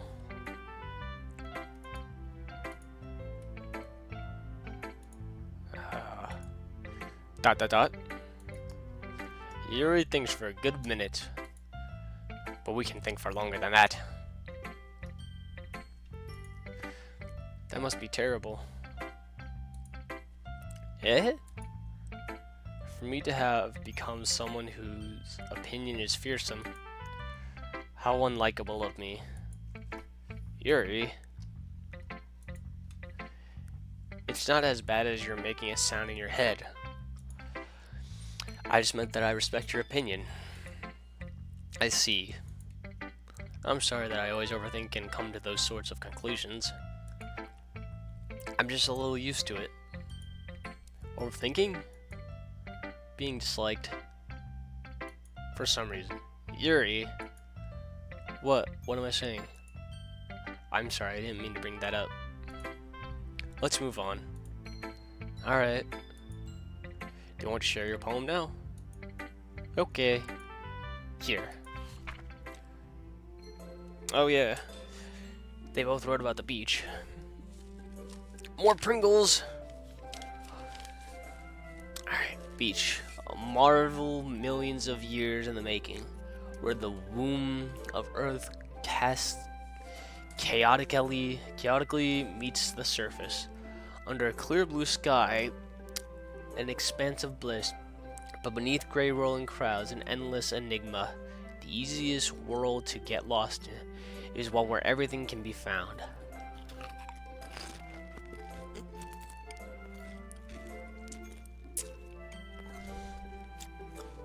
One can only build a sandcastle where the sand is wet, but where the sand is wet, the tide comes. Will it gently lick at your foundations until you give in? Or will a sudden wave send you crashing down in the blink of an eye? Either way, the outcome is the same. Yet we still build sandcastles. I stand where the foam wraps around my ankles, where my toes squish into the sand. The salty air is therapeutic, the breeze is gentle yet powerful. I sink my toes into the ultimate boundary line, tempted by the foamy tendrils. Turn back and I abandon my peace to row at the shore. Drift forward and I return to Earth furthermore. God damn you, OBS.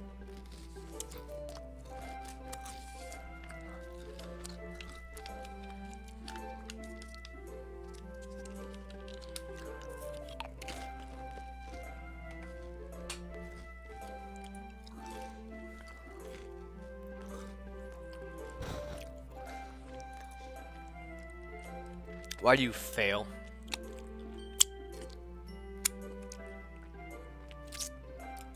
Alright, fine. Yeah.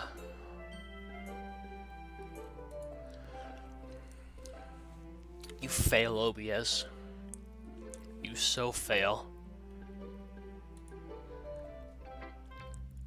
I'm aware that the beach is kind of an inane thing to write about, but I did my best to take a metaphorical approach to it. Yeah, Natsuki already told me about it.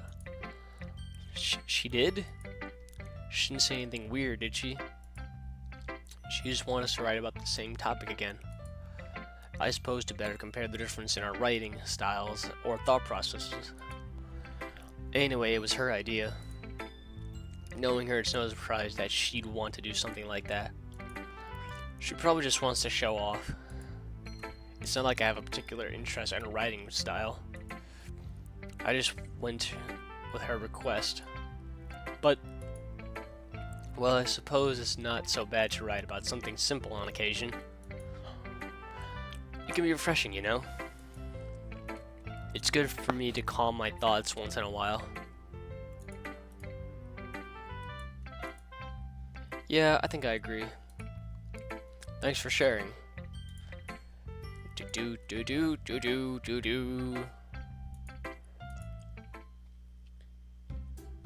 Okay, you three. We're all done sharing poems, right? Why don't we start figuring out... Hold on a second. Is this just me, or did you say something strange just now? Eh? Something did sound a bit unusual.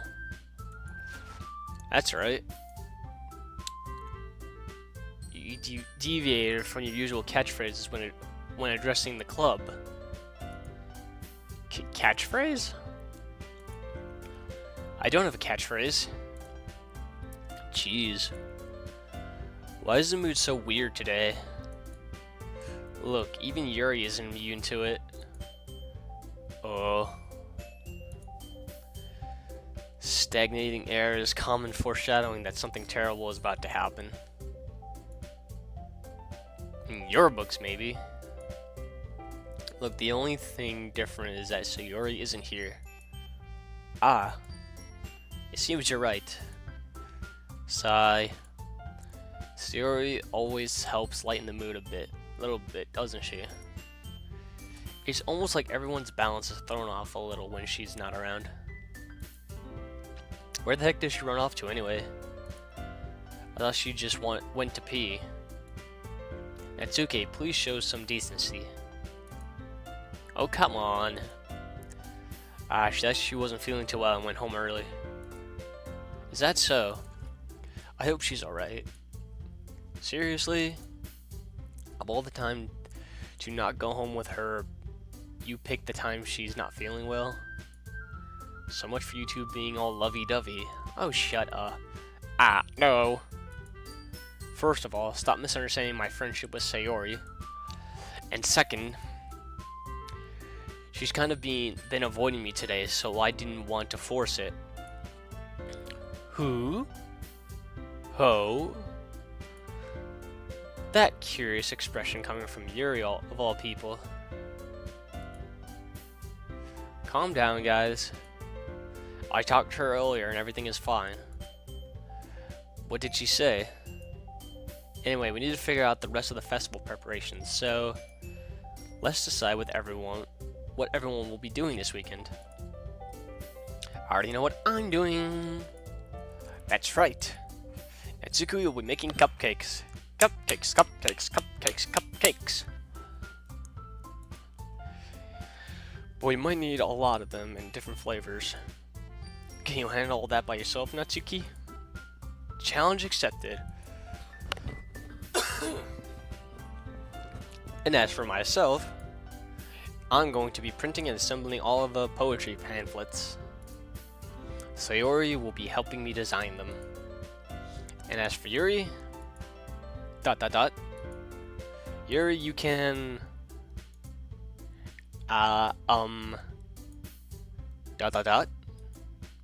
Guys, can you help me come up with something for Yuri? I'm useless. No, that's not it at all. You're the most talented person here, you know? ... Now Natsuki's pouting too. Jeez, I can't even tell now. I guess I never gave Sayori enough credit, but I can tell things are even harder on you when she's not around. Ah, that may be the case. If I can't also be a leader of my own, then I won't grow as a person. So Yuri, you have beautiful handwriting, you know? So you should make some banners and decorations to help set the atmosphere. Atmosphere? About that. I love atmosphere. Yuri's expression suddenly changes as she stares at her desk and focuses and starts nodding to herself. Your mind is already racing, I see. That's great. You'll be a wonderful help, Yuri. But anyway, that just leaves you, Brexon. The one who is truly useless. Thanks. Don't say that. In fact, both Natsuki and Yuri will have some pretty heavy tasks to handle. It would probably go a long way to give one of them a hand. You could always help me out as well. I'd be really appreciative of that. Is Monica suggesting I spend the weekend with one of my club members? How on earth are they going to respond to a suggestion like that? I suppose I wouldn't mind a bit of help. Well, even if you don't know how to bake, there's always some dirty work I can give to you. It's not like Monica's going to give me a choice, and you shouldn't be sitting on your butt anyway. Natsuki tries to mumble a bunch of excuses like that.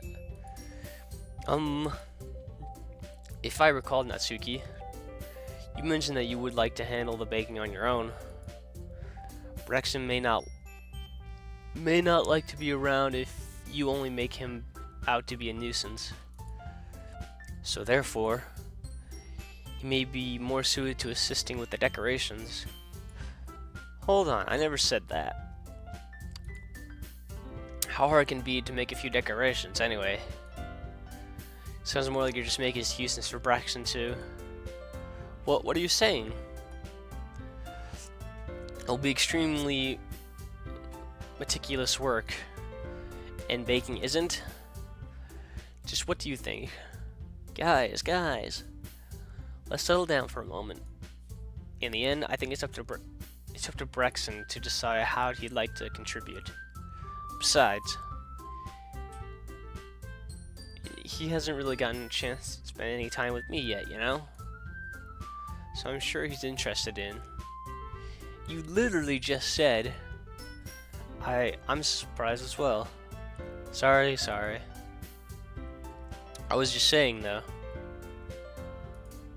Jeez. Can we just settle this already? Yeah. Braxton, you're okay with this, right? In the end, it's up to you. Ah. Of course. Very well. In that case, everyone looks straight at me.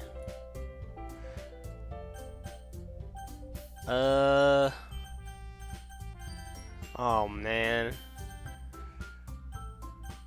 Well,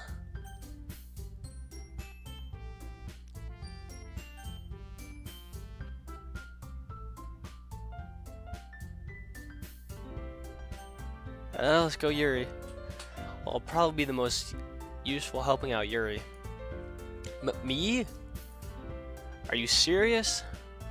Why would you... Natsuki, I can already tell you're about to say something mean. No. I was just saying... Ugh. So you're helping Yuri, then Brexon? Yeah. That's what I'm going to do. I'm glad. I have a bad habit of overthinking these sort of things. So I think your assistance will be very useful. That's great to hear. Natsuki, will you be able to handle the baking yourself? I mean, yeah. I already said I would be fine. Okay. Everyone can tell that Naoki is feeling a little sour. So is that everything we need to go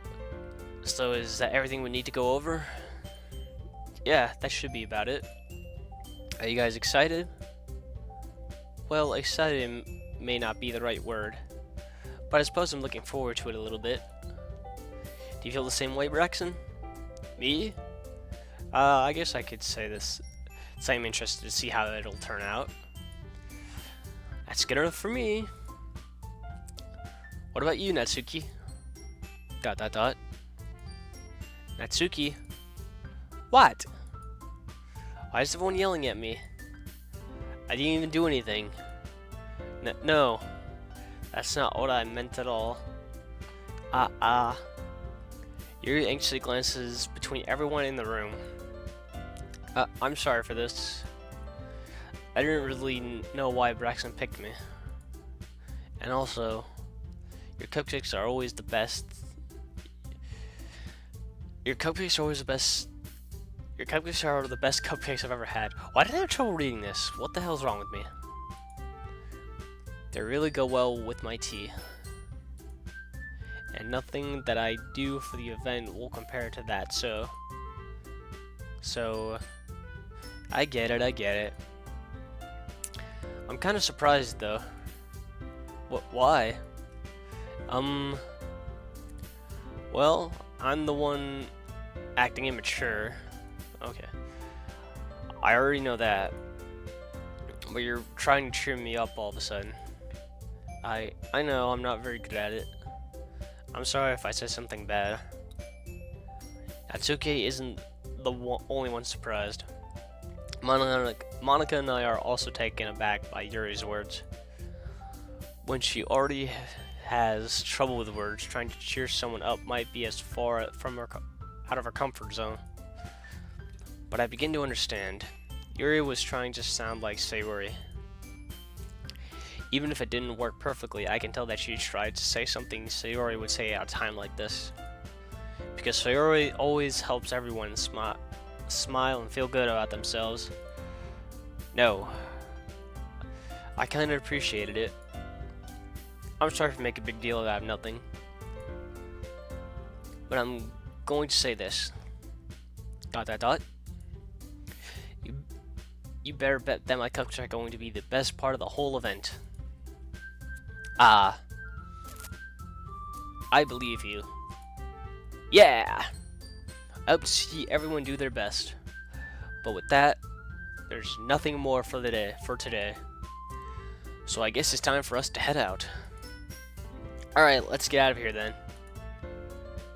Everyone packs up their things. I started to follow Monica and Natsuki out of the door as they chat between each other. Eh? I turn around. Sorry. I realize I don't have any way of contacting you this weekend. Oh, you're right. I can't believe that slipped my mind. Should I give you my phone number? I think that would be the best way. Yes. Alright then. You and I exchange phone numbers. Okay, that didn't really need one, but okay. Okay. Then I'll be stopping by your house on Sunday. Eh? My house? Is that a problem?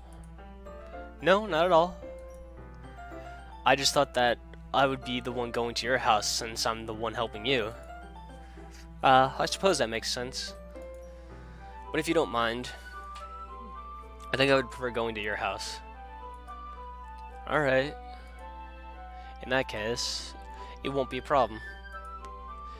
I decided not to press Yuri for a reason. It's not like it should matter much either way, so I'll just need to make sure my room is clean.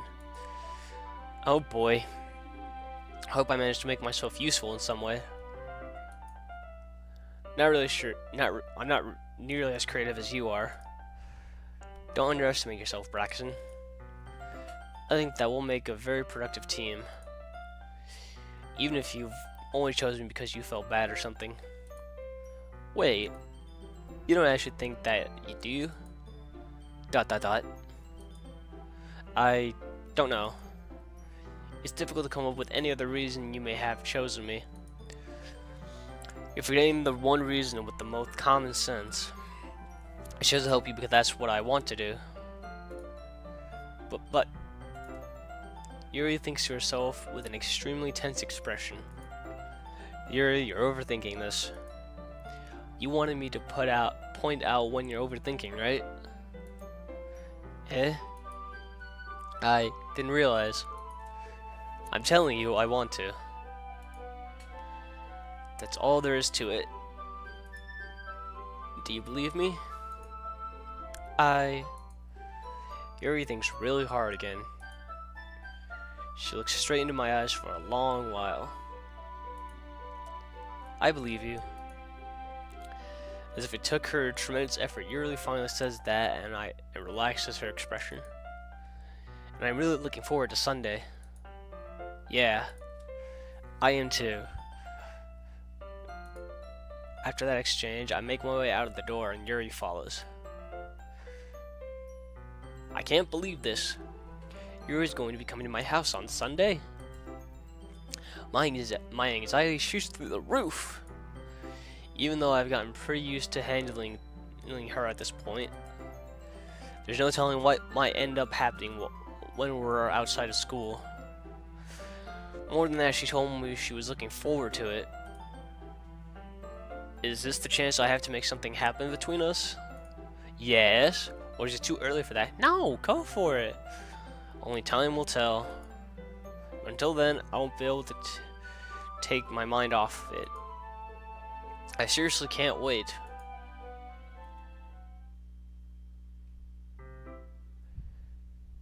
Okay, hold on, and I'm saving.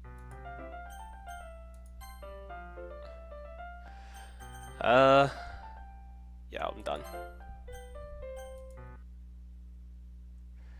Alright. Well, that was fun. I'm looking forward to playing more, I guess. What a game, I guess.